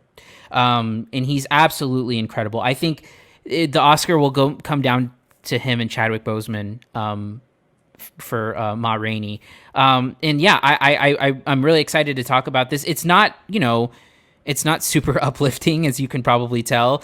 It is heavy, and it is, it kind of is kind of a self-contained movie that mostly takes place in this apartment. But Anthony Hopkins is absolutely incredible, and I just really, really like what it does. I think it tells a story about Alzheimer's or dementia in a way that I don't think has really been put on screen before. And so, I'm looking forward to being able to talk about it further. Cool. All right. Number 5, we're going to move on. Cody, yours is The Trial of the Chicago 7, which, of course, we will talk about later. Jocelyn, your number 5 is Palm Springs, which I talked about ahead of time. That's okay. So we'll move on to my number 5, and it's The Way Back. My father didn't like me very much, and someone told him I was good at basketball, and he paid a lot more attention to me. And I realized it wasn't me that he loved. It was what I could do. I spent a lot of time hurting myself, trying to hurt my father. I never picked up a basketball again. We need a new coach, Jack. You're the first person I thought of. Is the team any good? No. In fact, the last time they made the playoffs, back when you were playing. It's the whole team? 10 kids? Want to know why they're leaving you open? It's because they don't think you could hit the ocean from the beach. Heard you're coaching basketball. Keeps my mind off other things. You don't decide the game. The players decide the game. I understand you're trying to motivate the team, but we have a code of conduct. Oh, shit! I'm working on it. Work harder. So this is the first of a couple of movies I'm going to call sentimental picks. And I don't think, and I think this movie is a great movie. But this is the last film I did see in a theater. Me too. And I think it's a really, really great performance from Ben Affleck. I think it's his best ever. Yeah, I would be hard pressed to think of something better. This is a sports movie that doesn't really fall into that cliche of sports movies. There's actually just one scene I can think of that's a little too cliche on the nose, and that's when he goes to visit the dad of one of these kids. But I think this kind of subverts the expectations of what you think might happen in a movie like this. You're picturing this sort of redemptive arc, and it has other ideas. Like I said, Ben Affleck is great in this movie. It's a very, very kind of lived-in performance, not the least of which I think is the fact that he's had real-life troubles with alcohol. There's Al Madrigal is in this. Comedian Al Madrigal is really great in this as an assistant coach. It's a nice, quiet little movie that I don't think, falls into any kind of easy to categorize, because you saw the clip says from the director of Warrior and Miracle. You kind of get the vibe with that, what you're getting into, what you think you're getting into, but you have something different. And I think it's, I just think it's really well done. And it is, again, the last film I saw in a theater. But I could have, there's way worse movies I could have gone out on. And I think this one really stuck with me since then. Yeah, this is also in my honorable mentions, probably somewhere in the maybe like 12 to 18 range, maybe, if I had to guess. I got a lot of honorable mentions. Yeah, I got like about 13.5. I have like 10 honorable mentions. But yeah, I mean, I think it does a lot, and it does a lot really well, because it's a story about alcoholism. It's a story about grief. It's a story about... I forgot about the grief, yes. Yeah. Yeah, it's a story about grief. It's a story about... sports in some capacity. It's got a lot of really great little qualities to it. I love that, he works. He's it's at a church school or whatever. Oh yeah, it's a Catholic school. A Catholic school, and he's like cursing up a storm like the entire movie. Yeah, and the team has like a not a pastor. What is that? It's like a father. Yeah, I don't know what the Catholic. Priest. Anyway, it's a priest, but he like travels with them. Yeah, like, and he's there on the sidelines. He's like he's the moral a traveling priest. No, but I mean, he's like he's like one of the guys assigned to the team. He's a Roman Catholic.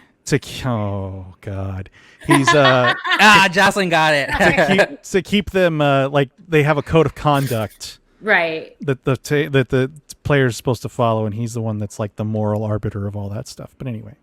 Yeah, and I just think it does a lot of stuff really, really well. I think that at times it feels a little bit like melodramatic, and I think that's its one weakness is it does veer into the melodrama just a little bit. But Who directed it? Gavin O'Connor. He directed The Accountant, also another I think underrated Ben Affleck movie. Yeah, but I think it is the best performance that Ana de Armas's boyfriend has ever given. So. It must be good to be Ben Affleck, right? Yeah. Ew. Ew. Why ew? Anyway, so let's move on. He's like 22. Let's move on to number 4. Both of you, Cody, you have The Sound of Metal at 4. We will talk about that a little later. Jocelyn, you have Collective at number 4. We will talk about that later. Oh. So my number 4 is the second Shudder movie on my list, and that's La Llorona. Lo que se quedó atrás está atrás.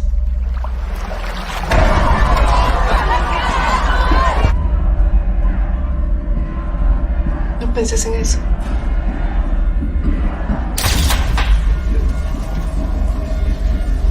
Que no te afecte.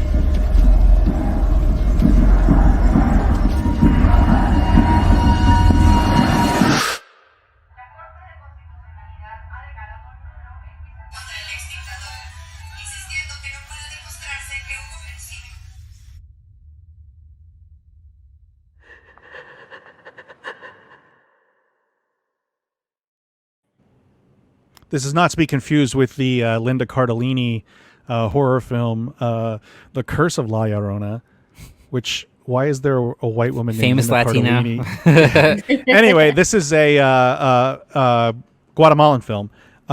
Basically, the plot is there's this Guatemalan warlord, dictator, who is facing trial for essentially genocide of these Mayan indigenous peoples of the land, and is put on trial and then gets put under house arrest, and is then sort of haunted by the La Llorona spirit in the form of one of the indigenous people, one of them, a maid who is have this background, and it sort of drives him mad and everyone around him mad, and then he ends up sort of reliving the massacre.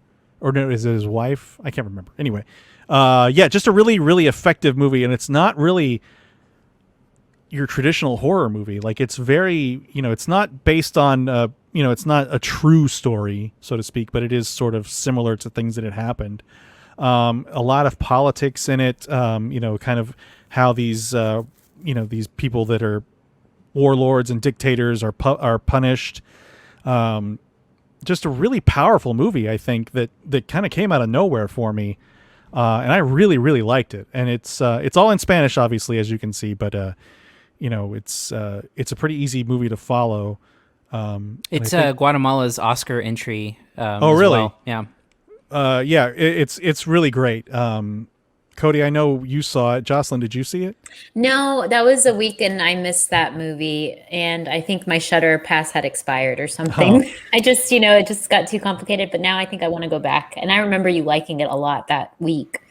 Yeah, this one is also in my honorable mentions, and it really is a movie above all else about genocide. I mean, that's what the movie is about, and it's told through the lens of this, horror folklore. And I think it's I mean, I think it's basically when you sort of break it down, it's like a Sins of the Father type of movie as well. Right. And I think that it does so in a really effective, interesting way. I mean, and we talked about it. This is the second Shudder movie making an appearance, and above all else, one of the things that was interesting about 2020 and everything moving to streaming is that Shudder seems to have a really good grip on what they are doing in terms of like finding quality homes for these horror movies that are sort of like interestingly effective, and they have an eye for good stuff, I think. And international ones, it seems like they're doing a good job too.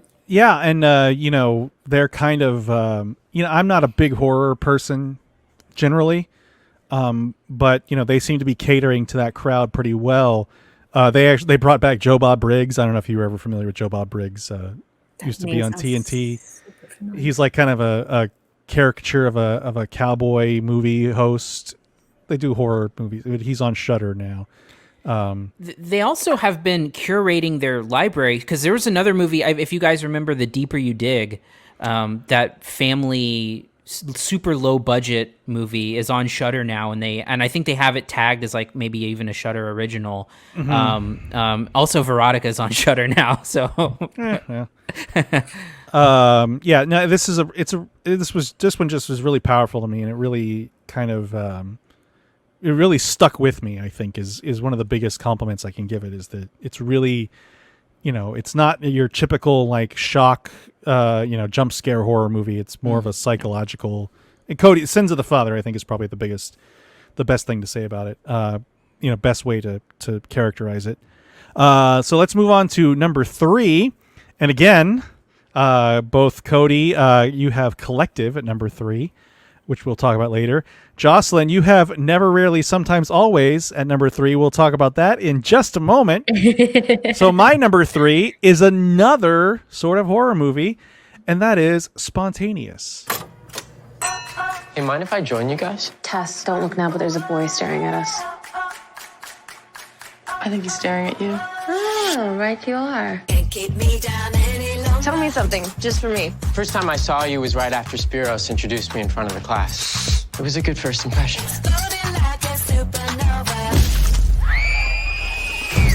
Caitlin was cute, airy, hardly a reason to pop like a zit. What happened? Caitlin exploded. What? Like a bomb? No, like a balloon? What? Will I get these back? Do you want these back? And the hell are they gonna let us out of here? When they know it's not gonna happen again. Then what's gonna happen again? It happened again a lot. This is one of my favorite surprises of a film to come out this year. It stars Catherine Langford, who you may have seen in Knives Out. Charlie Plummer, who was in another movie we covered, Words on Bathroom Walls. Another good movie. Surprisingly good movie. This is so the plot is essentially these high school seniors are spontaneously combusting, and no one knows why. So they get essentially quarantined while they try to figure it out, and that's really all I want to say. I don't want to spoil it. It's just such a engaging performance from Catherine Langford, and just really, really well written and smart, and not pandering at all. And this reminded me, the idea that there are feminist movies that try to be feminist, like the thing we talked about, Shadow in the Cloud earlier. But then there's movies that just have really strong female characters that aren't flaunting it. And I think this is one of the best examples of the year so far. And there's a great, great scene later in the movie where Catherine Langford is talking to an older woman. It's this really touching scene. It's so well done.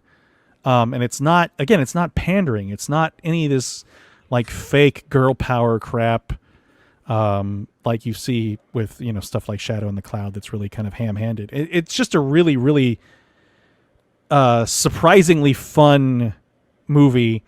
And I think, Cody, you talked about this. If this had been a Netflix movie, this was actually just released on VOD, I think, in theaters.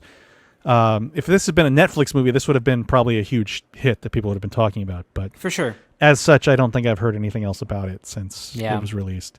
You didn't see this though, Jocelyn, did you? No. Cody, you were a pretty big fan of it too. I was. It's in my honorable mentions.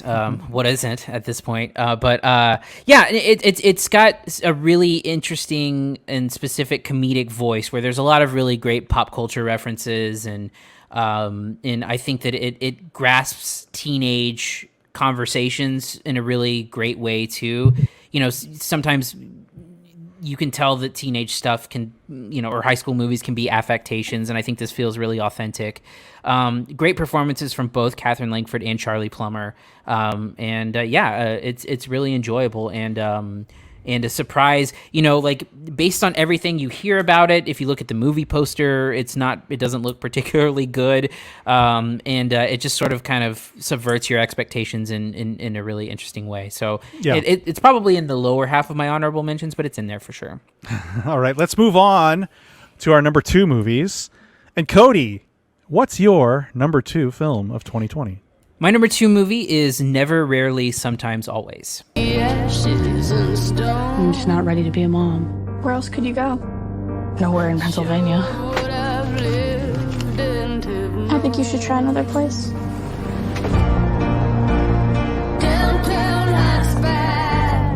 You going to New York? What are you doing there? Seeing family and stuff. Who came with you today? My cousin. Do you have a place to stay tonight? I know you came from far away. I'll figure it out. This area's closed. Cannot sleep here. Where's the rest of the money?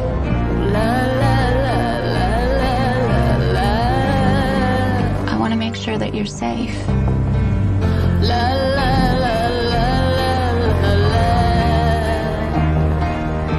I know this is hard.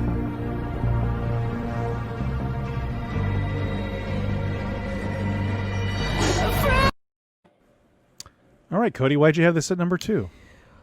So this is interesting because this was a movie that I saw in a theater in 2020. There was a press screening of it. I want to say end of February or early March it would have had to have been. So this is probably one of the last movies I saw in a theater.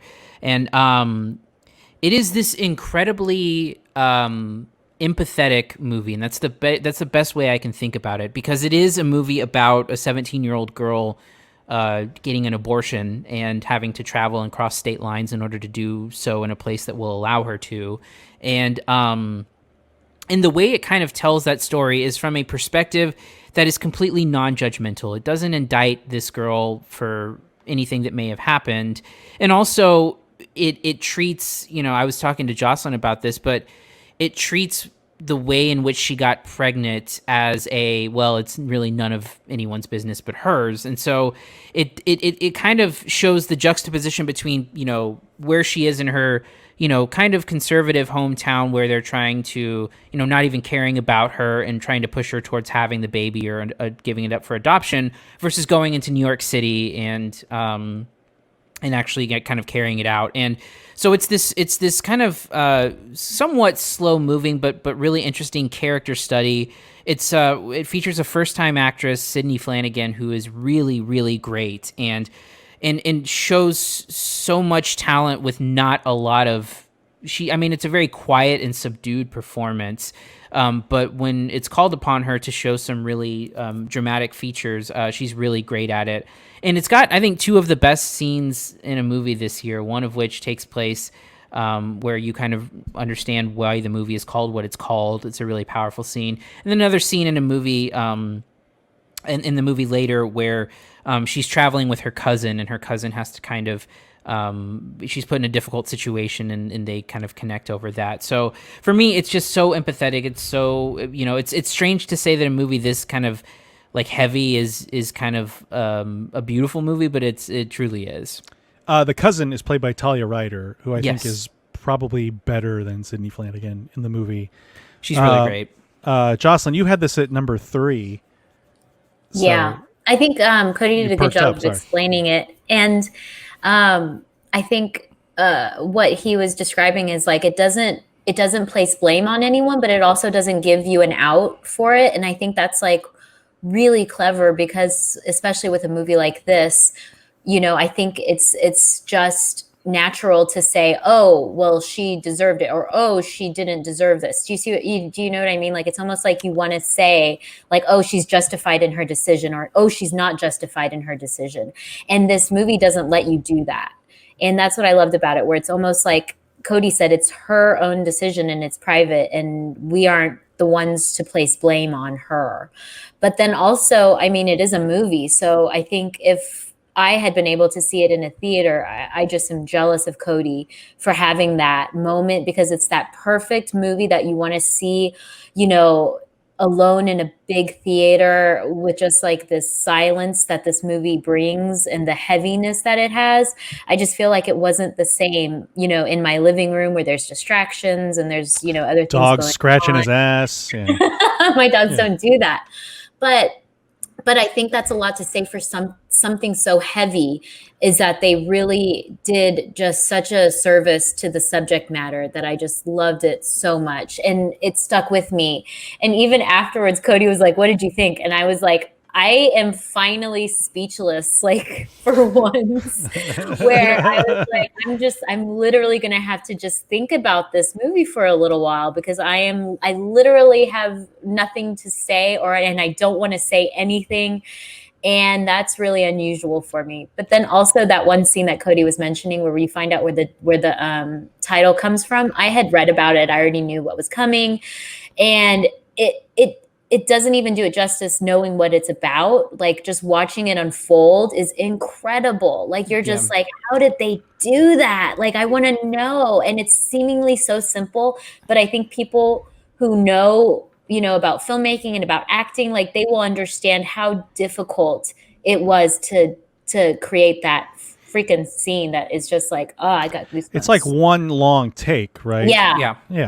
I would Yeah. say it's like probably 3 minutes, and it's just nuts. So good. Yeah, I mean, I had some issues with the film. I think there's some parts of it that don't quite stand up to. I feel like this sounds bad, because every scene you're talking about is great, but I do think there's some stuff that's a little too broad, and a little too kind of. You know, there's a cashier at the store that they work with. I mean, the treatment of men is ridiculous. It's a little sure, caricature. yeah, and that's what I'm trying to get at. And I know I remember disagreeing with Cody on this. I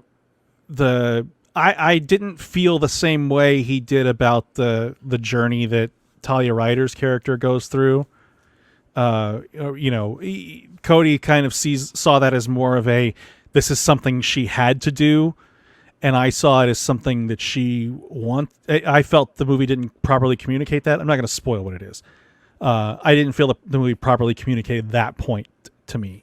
I see. And again, that plays into the whole sort of, and I don't want to say, you know, like it villainizes men because men are villainous, obviously, but I mean, it's a strong subject matter of this movie, or a strong tone, is that most of the male characters truly suck. And you know, that's not a discredit to the movie. I mean, that's just like what it's about, I think. But also there's not really many male characters in it. Like, there's 3, and I think that none of them are really kind of treated in that way. But also I think most of them have it coming in some way. But I feel like the one that interacts with the cousin character. we have a big disagreement on that character. Yeah, I feel like that character is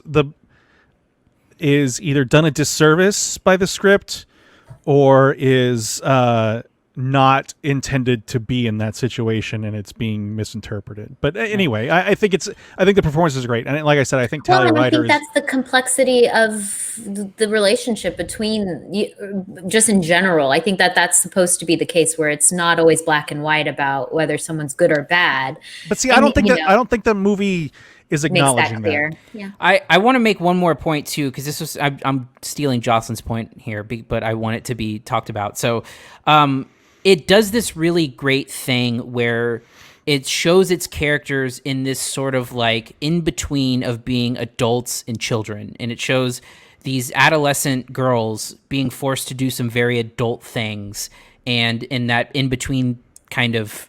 Yeah, that's what I really loved about it, is like when you're 17 years old, you're not a child and you're not an adult, but you're not a girl, but not yet a woman. It's just like Brittany said. And but them having to make these really crazy decisions and navigate their life and go through New York City, it's just like, it was a perfect slice of that age and that sort of weird in between world that these girls are in. So I think the kind of journey to that point and everything to get to the, and then, the scene you're talking about where the title comes from is pretty devastating. Powerful. I just think that there's some character problems with the ancillary characters. Personally, I don't think it ruins the movie, but I do think it is it muddies the waters a little bit too much for my liking. And by the way, this movie and The Way Back are both available on HBO Max for anyone who has not seen them. Oh, wow. Cool. I'm going to watch The Way Back. So let's move on to Jocelyn for your number 2.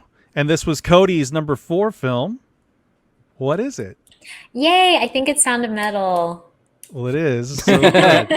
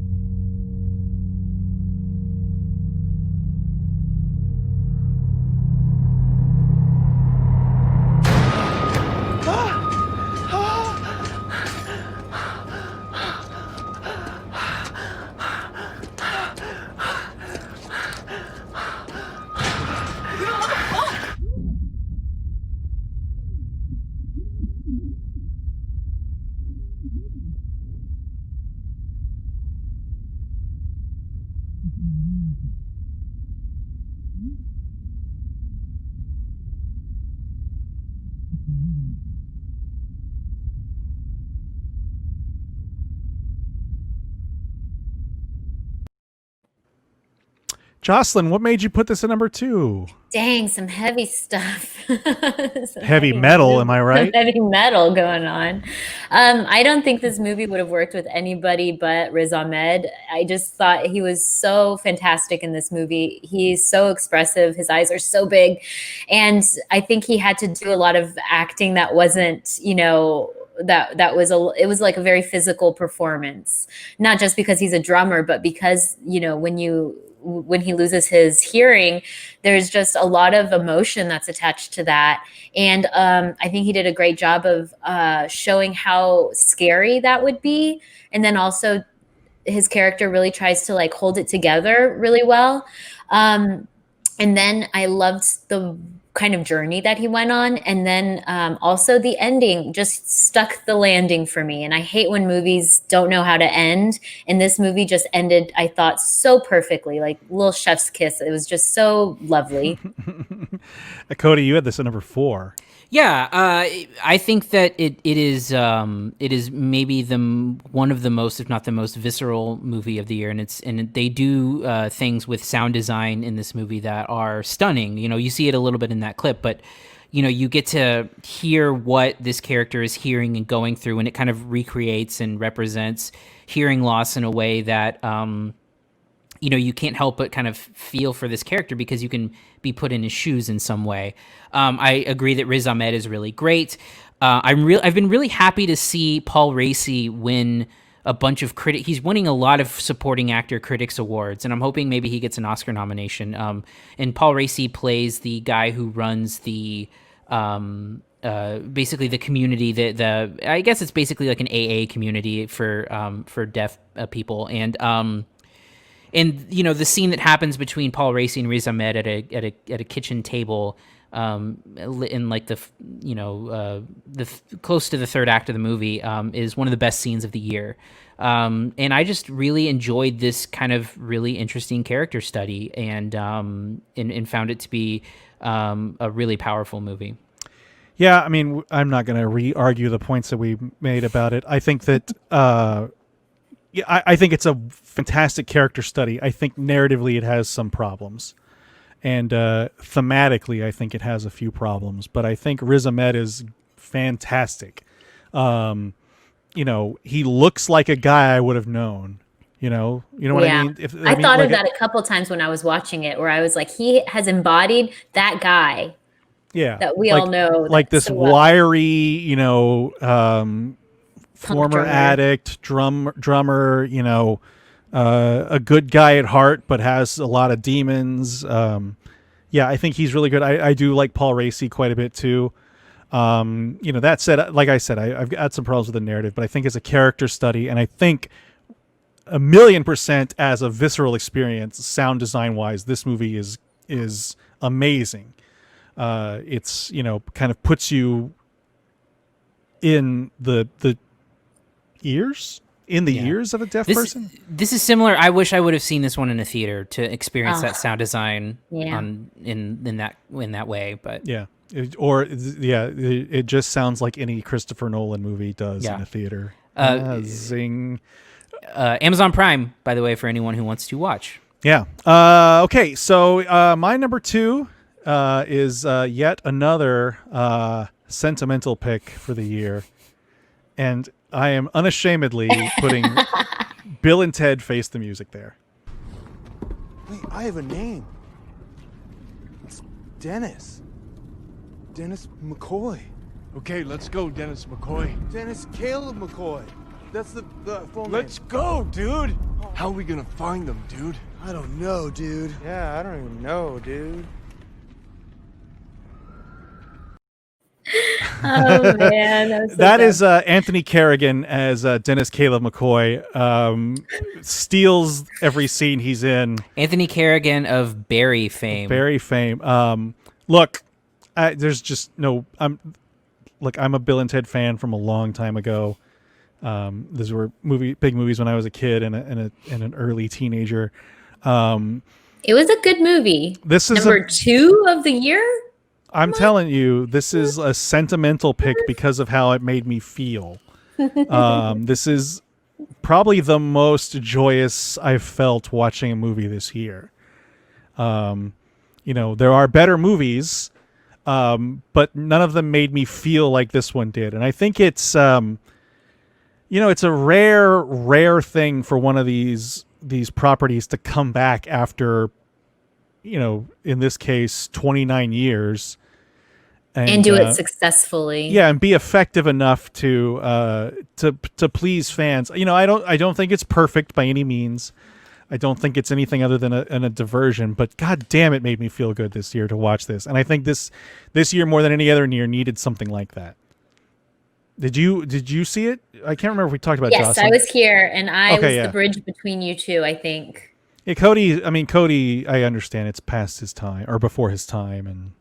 I enjoyed it. He finally watched the first films. Yeah, and he didn't year. get it. Did not like them. Yeah. No, I think we like to say you did not get them. It's like there's nothing to get. You got to be in the 1980s to understand them. Well, if you watched, fucking Rookie of the Year now, you would not be a fan. Cinema. It's pure cinema. Yeah. You would not be a fan of what it offered. But yeah, look, I get it.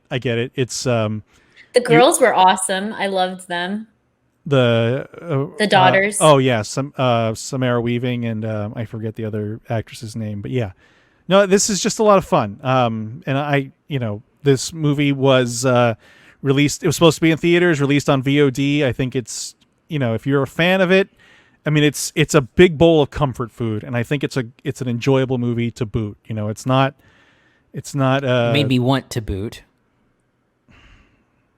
I think if you're a Bill and Ted fan, then yes, it was very good. But I think if you're approaching it as a newbie, you might not no. It's get not. it. This is not for people to casually jump into. Like what? Right. Like I mean, you're not Like, gonna get. let it. me watch Bill and Ted.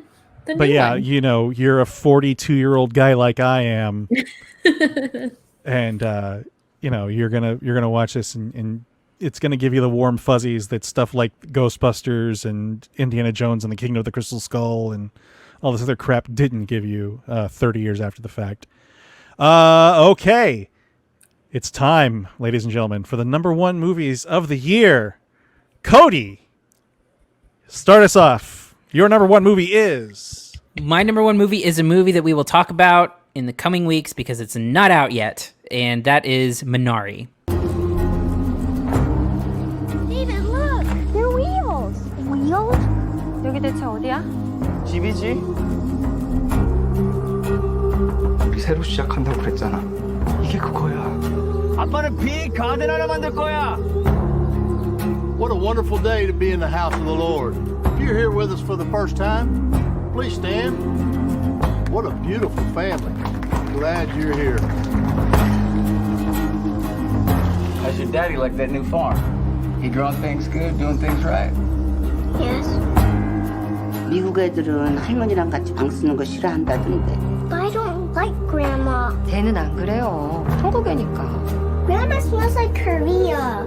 야, 뭐라고? Grandma smell?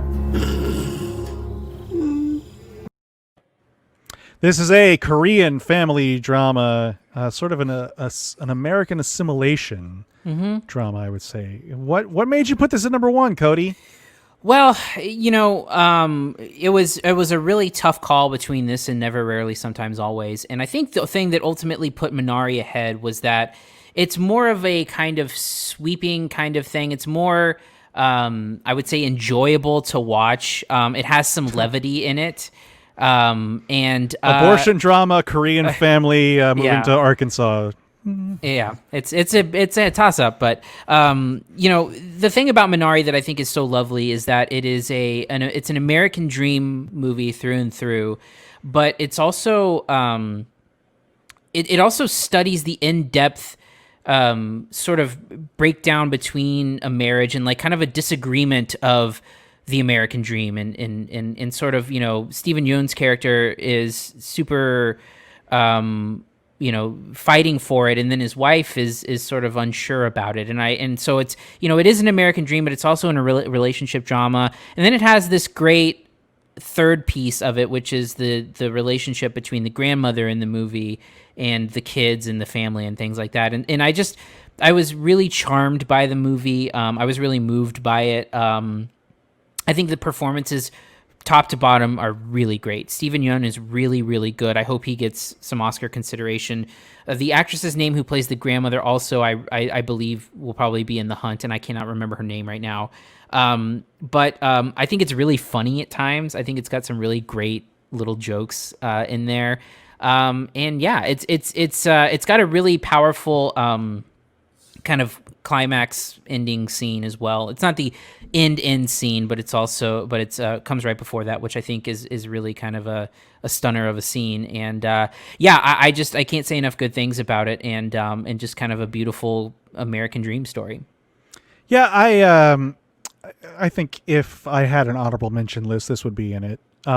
It's very well done. It's very you know, like you said, it's a little slice of, you know, it's the 80s at some point in this movie. I'm not sure when it's supposed to be, but they do talk about how Reagan wants to bail out farmers, and that's kind of the meal ticket that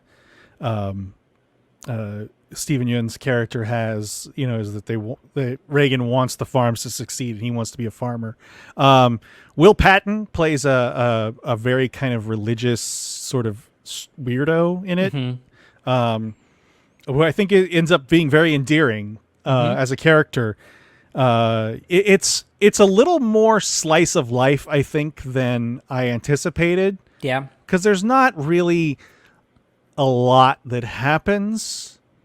You know, I don't think that's a bad thing necessarily, but it's not really. You know, if you're thinking this is another and I don't want to generalize here because they're both Korean movies. If you think this is another Parasite, it's not. It's not some like class drama, dark comedy thing. It's a very American movie, despite being, Oh, it's mostly in Korean, but yeah. I mean, they're in Arkansas, and I think kind of refreshingly, it doesn't vilify the people that they live around.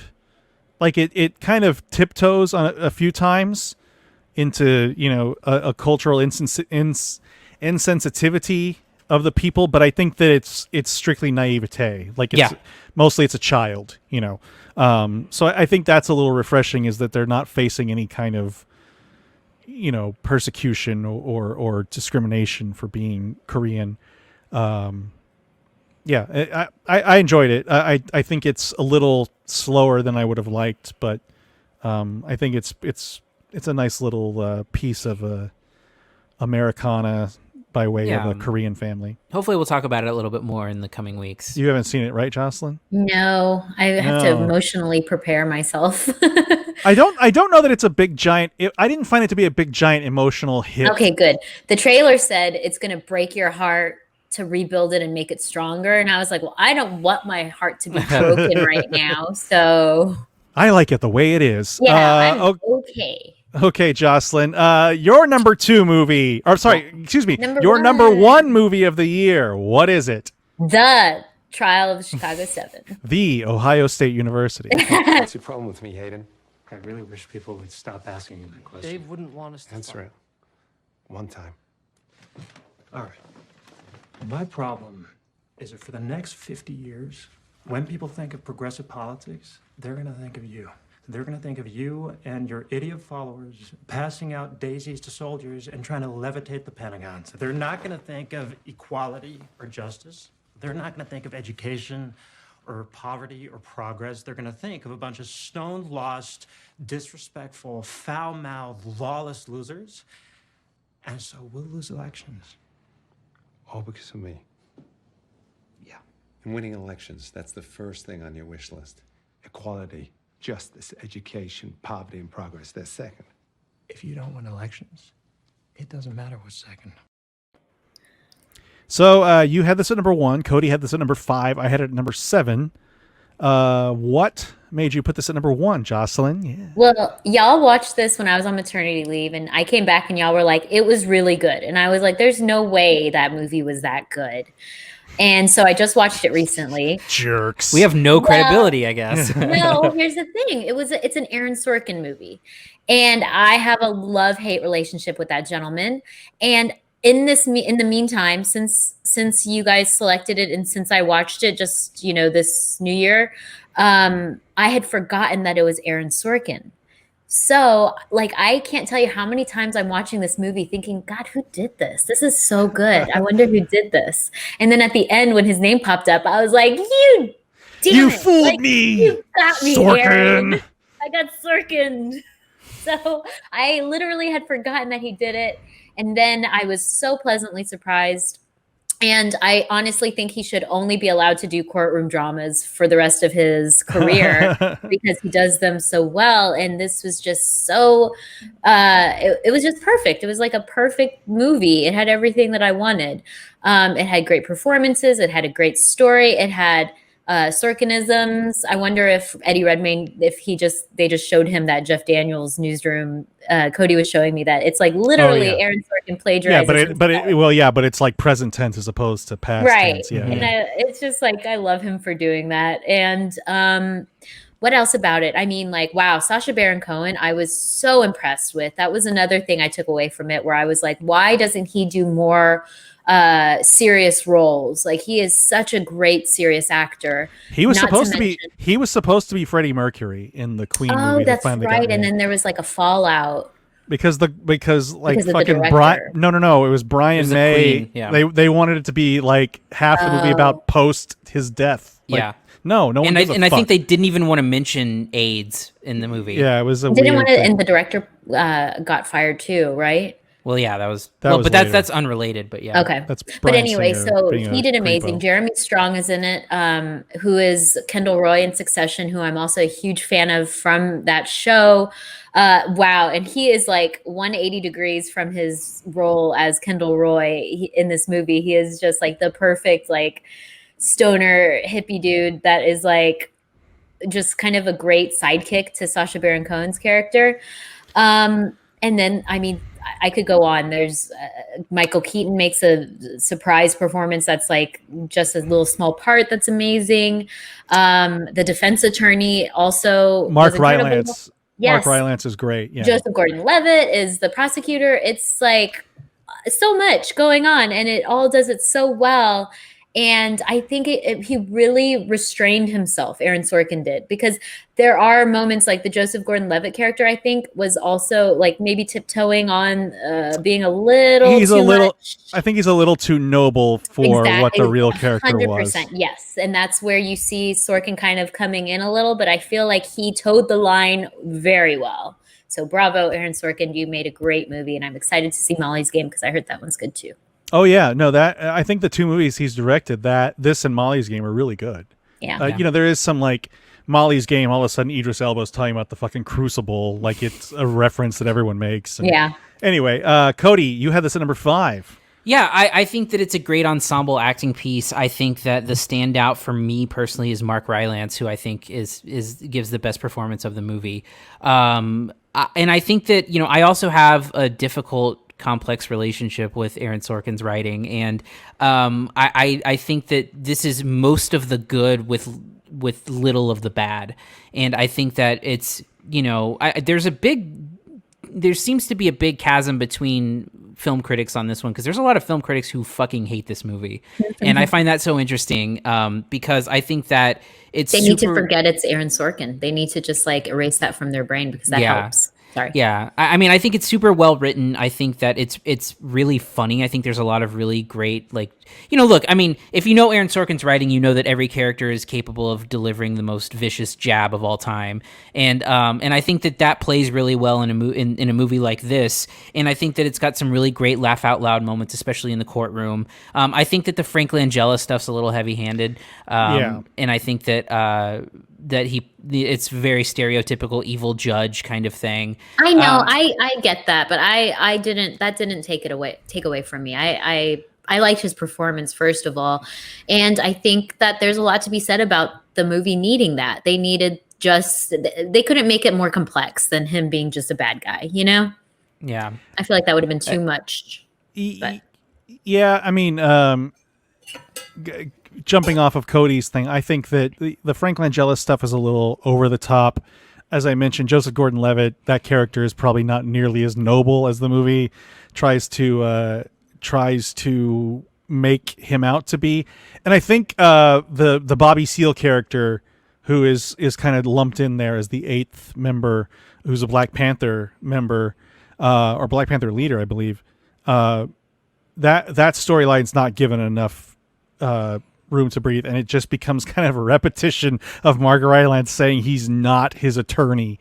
And I think that's a little, you know, I assume that's close to what really happened, but it doesn't really serve the story as it's being told.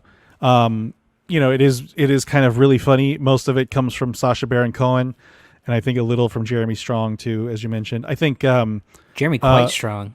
Right? I think God, what is his name? I forget the bald guy. Shit, what is his name? Which one? The John Carroll Lynch. John Carroll Lynch is has some really good lines too. And you know, this is probably one of my favorite Eddie Redmayne roles. I think he's a little much a lot of the time, but I think he delivers the Sorkin dialogue really well. And again, like you mentioned, Cody, I think it's most of the best of Sorkin with little of the worst of Sorkin. Mm-hmm. You know, you can pick it apart if you want as a Sorkin thing, and I think that's probably why it's so divisive. But I think it's just a really well-oiled machine. Like this thing is confident and it strolls right through with hardly a misstep. So this is a Netflix film now after playing theatrically for a little while. So yeah. So on that note, my number one is a movie that was on all of our lists, and it is a documentary called Collective.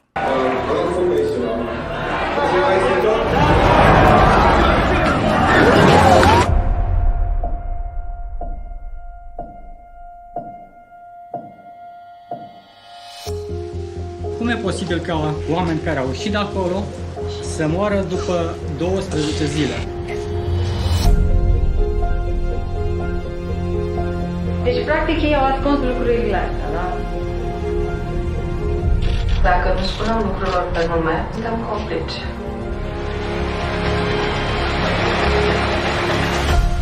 Povestea e atât de halucinantă încât mi-e teamă că o să pară nebuni. Cody, you had this at number 3. Jocelyn, you had this at number 4. I had this at number 1, obviously. This is a documentary about it starts off with a nightclub fire in Romania that kills several people, in the initial fire. But then it becomes a problem when people that were taken to the hospital with survivable burns end up dying from a very virulent infection. And it's a sports paper.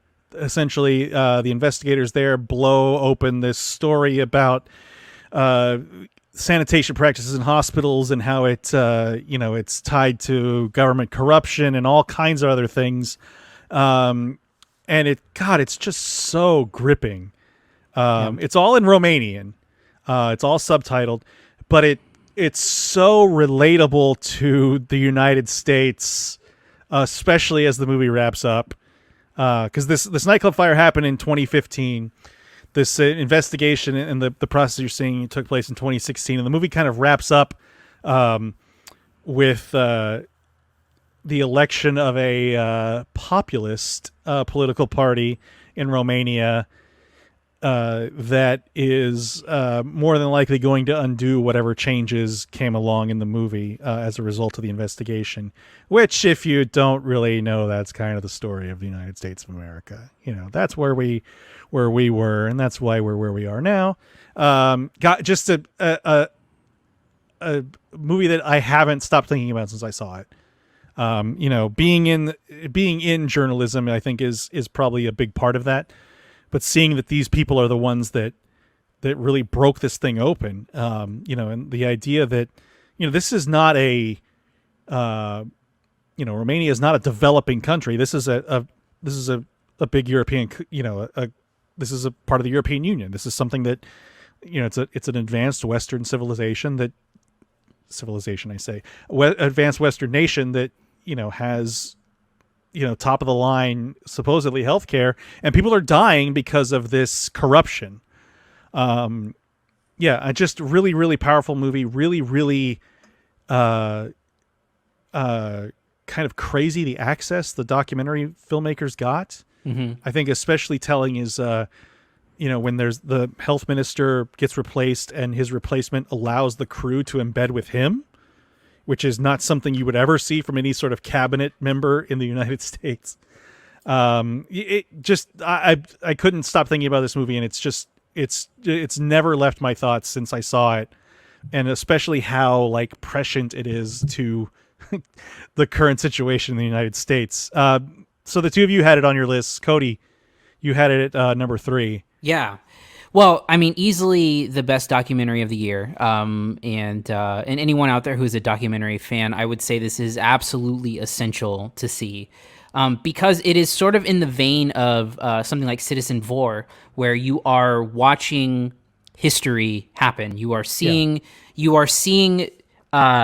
this giant story of corruption be discovered in real time. And I think that the best thing about the movie it is that it is impeccably edited. There's not an ounce of fat on this movie. It's lean, it's gripping the entire time. Every scene is essential. And the funny thing about it is that on paper, it doesn't sound very exciting. I mean, it really is. You're watching these journalists break open a story, and then you're watching a guy trying to fix the problem. And yet somehow it is, you cannot take your eyes away from and part of it is because it feels like a historical document. Like it feels like you are watching something evolve and take place and be discovered. And I honestly think that it is the best documentary about investigative journalism that I've ever seen. Yeah. I mean, you're watching a entire nation's healthcare system kind of fall to pieces. Yeah. At the hands of corruption.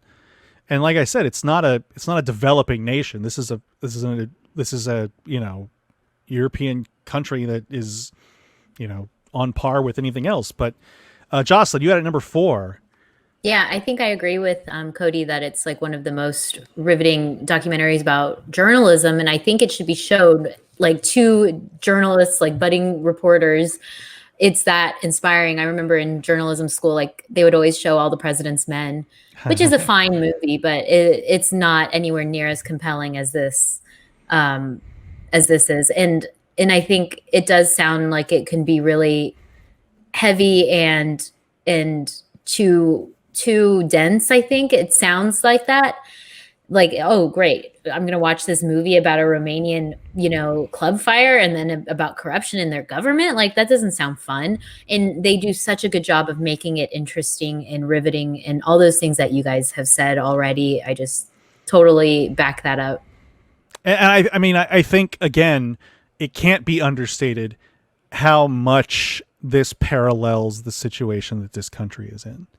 I don't think that, when you see corruption laid bare and the fact that it ends up costing lives on a scale, that is more massive than it should be. Yeah. And then seeing the people who are unwilling to put up with that, the people who are working so very hard day after day and getting up and going to work to try to combat that is what is so fascinating. And then the idea that an election can just undo all of it. Yeah.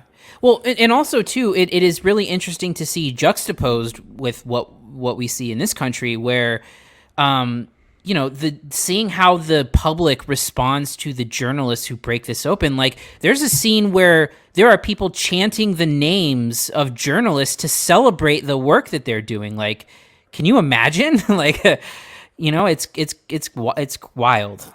Yeah, I mean, it's just so powerful. And again, I agree with you, Jocelyn. I think this is a kind of must watch if you're a journalism fan. Not a fan, but like trying to be a journalist. For sure. I think you can be a fan of journalism. Why not? I think so too. That'd be weird. They're like what Cody just said. They're chanting their names. Yeah, and there's a few things that don't necessarily translate. Romania has a form of universal health care, and part of the idea is that people would leave out of country to get major surgery, and I can't remember which country they were going to, something neighboring to Romania. I forget Austria? where it was. I think it was Austria. Yeah, maybe. I can't remember. I think they were going to Vienna. Yeah, that's what it was. So the idea that, obviously that's not an option for most people in the United States to go to Canada or wherever.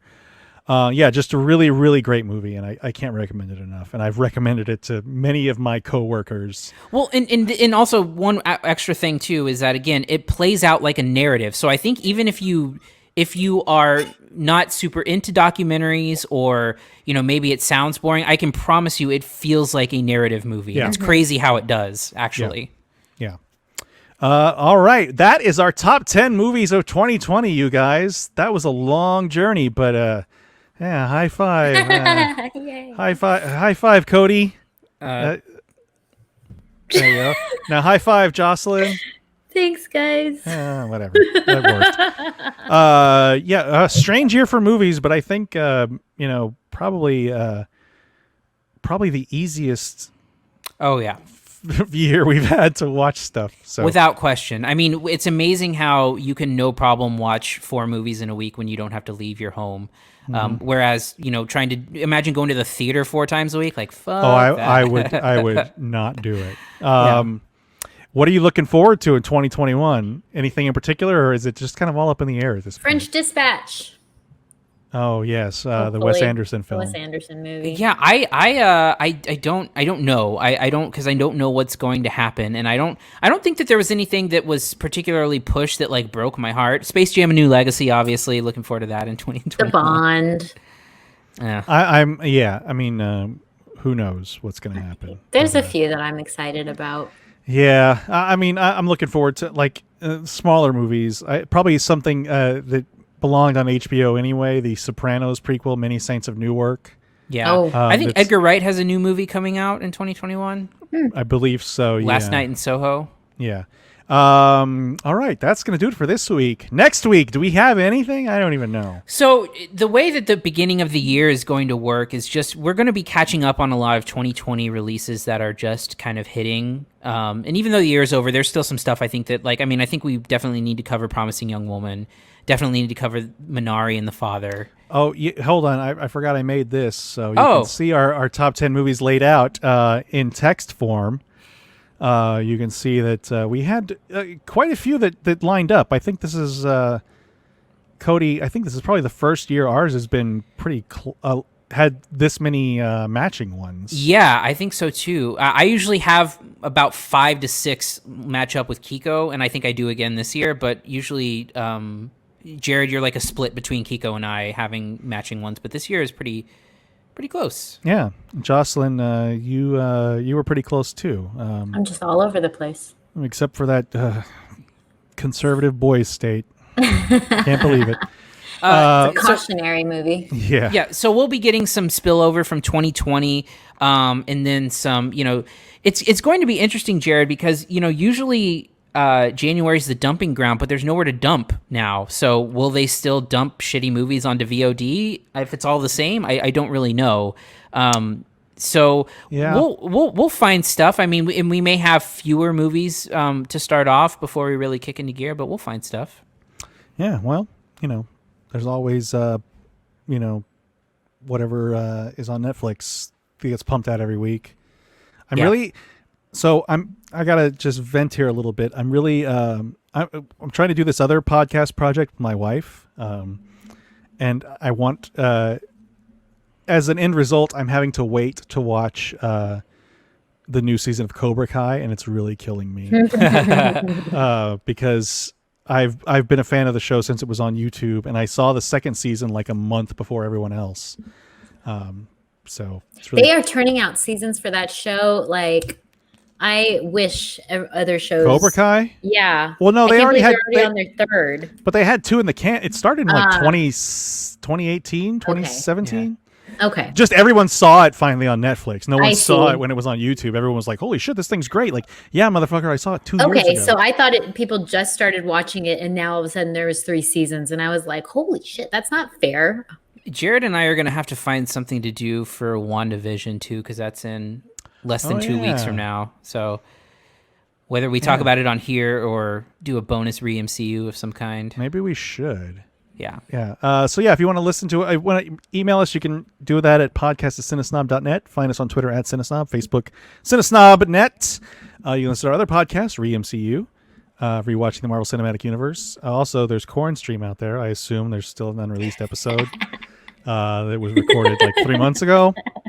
I think that show has probably run its course at this point. Yeah, we had some people. We had some really interesting guests lined up that just kind of, stopped responding. But maybe I'll reach out to a couple other people and just follow up and see if they want to be back. Whatever. I mean, we're still in fucking quarantine, so yeah. No, I don't know. You had a social outing. Yeah, you did break quarantine to go eat lobster in Jocelyn's backyard. Eat lobster and drink French champagne. That's so weird. The only champagne is French. That is correct. Everything else is just sparkling wine. Find real champagne then. Or Prosecco. Isn't that the ham? That's prosciutto. That's prosciutto. Either one. Yeah. Okay, only a Heathcliff fan would say that. Oh. I know. I don't have any Heathcliff things in front of me. Anyway. Cody, you've got the Ramble. Yeah, Ramble Radio is on Tuesdays and Fridays. Regular Rambles on Wednesdays. Good Willow Hunting is on Thursdays. And this upcoming week, and probably what I'm watching tonight is Cobra. Oh man, I don't know that I've even seen that one. Yeah. Stallone. Yeah. I was trying to. I get that one confused with Commando, which is Schwarzenegger and Alyssa Milano plays his daughter. Oh wow. I get those two confused because they both start with a C and an O. So I don't know anything about Cobra. I don't think. I don't It's either. got Stallone in it. But I think his character's name is Cobra Cobretti. Jocelyn, what about you? You showing any more movies in your backyard? That's a great idea. It's kind of involved to get it all set up, you wonder if it's all worth it. But then once you're watching it outside, you're like, this is awesome. But yeah, I have a lot of movies that I need to catch up on just from 2020 after y'all's selections. I bet you anything that by the end of January, your top 10 will be drastically different than it is right now. I know that. Really? You think so? Drastically? I think that there is at least 3 or 4 movies that will make Jocelyn's list that she has not seen yet. That I haven't had a chance to see. Yes, a lot yes. Well, okay, that's fair. I mean, Boys State will move up. I assume. Yeah, that'll move to number 1. You know what? I totally stand behind that choice. All right. Anything else before we go? No, but sucks for you. You're going to have to break this up for Alphonic. This is our very long episode. Oh, so on that note, I am Jerrod Kingery. I'm Cody Villafana. I'm Jocelyn Durand. Thank you for listening to the CineSnob Podcast. To read reviews, interviews, and more, visit cinesnob.net. See you next week.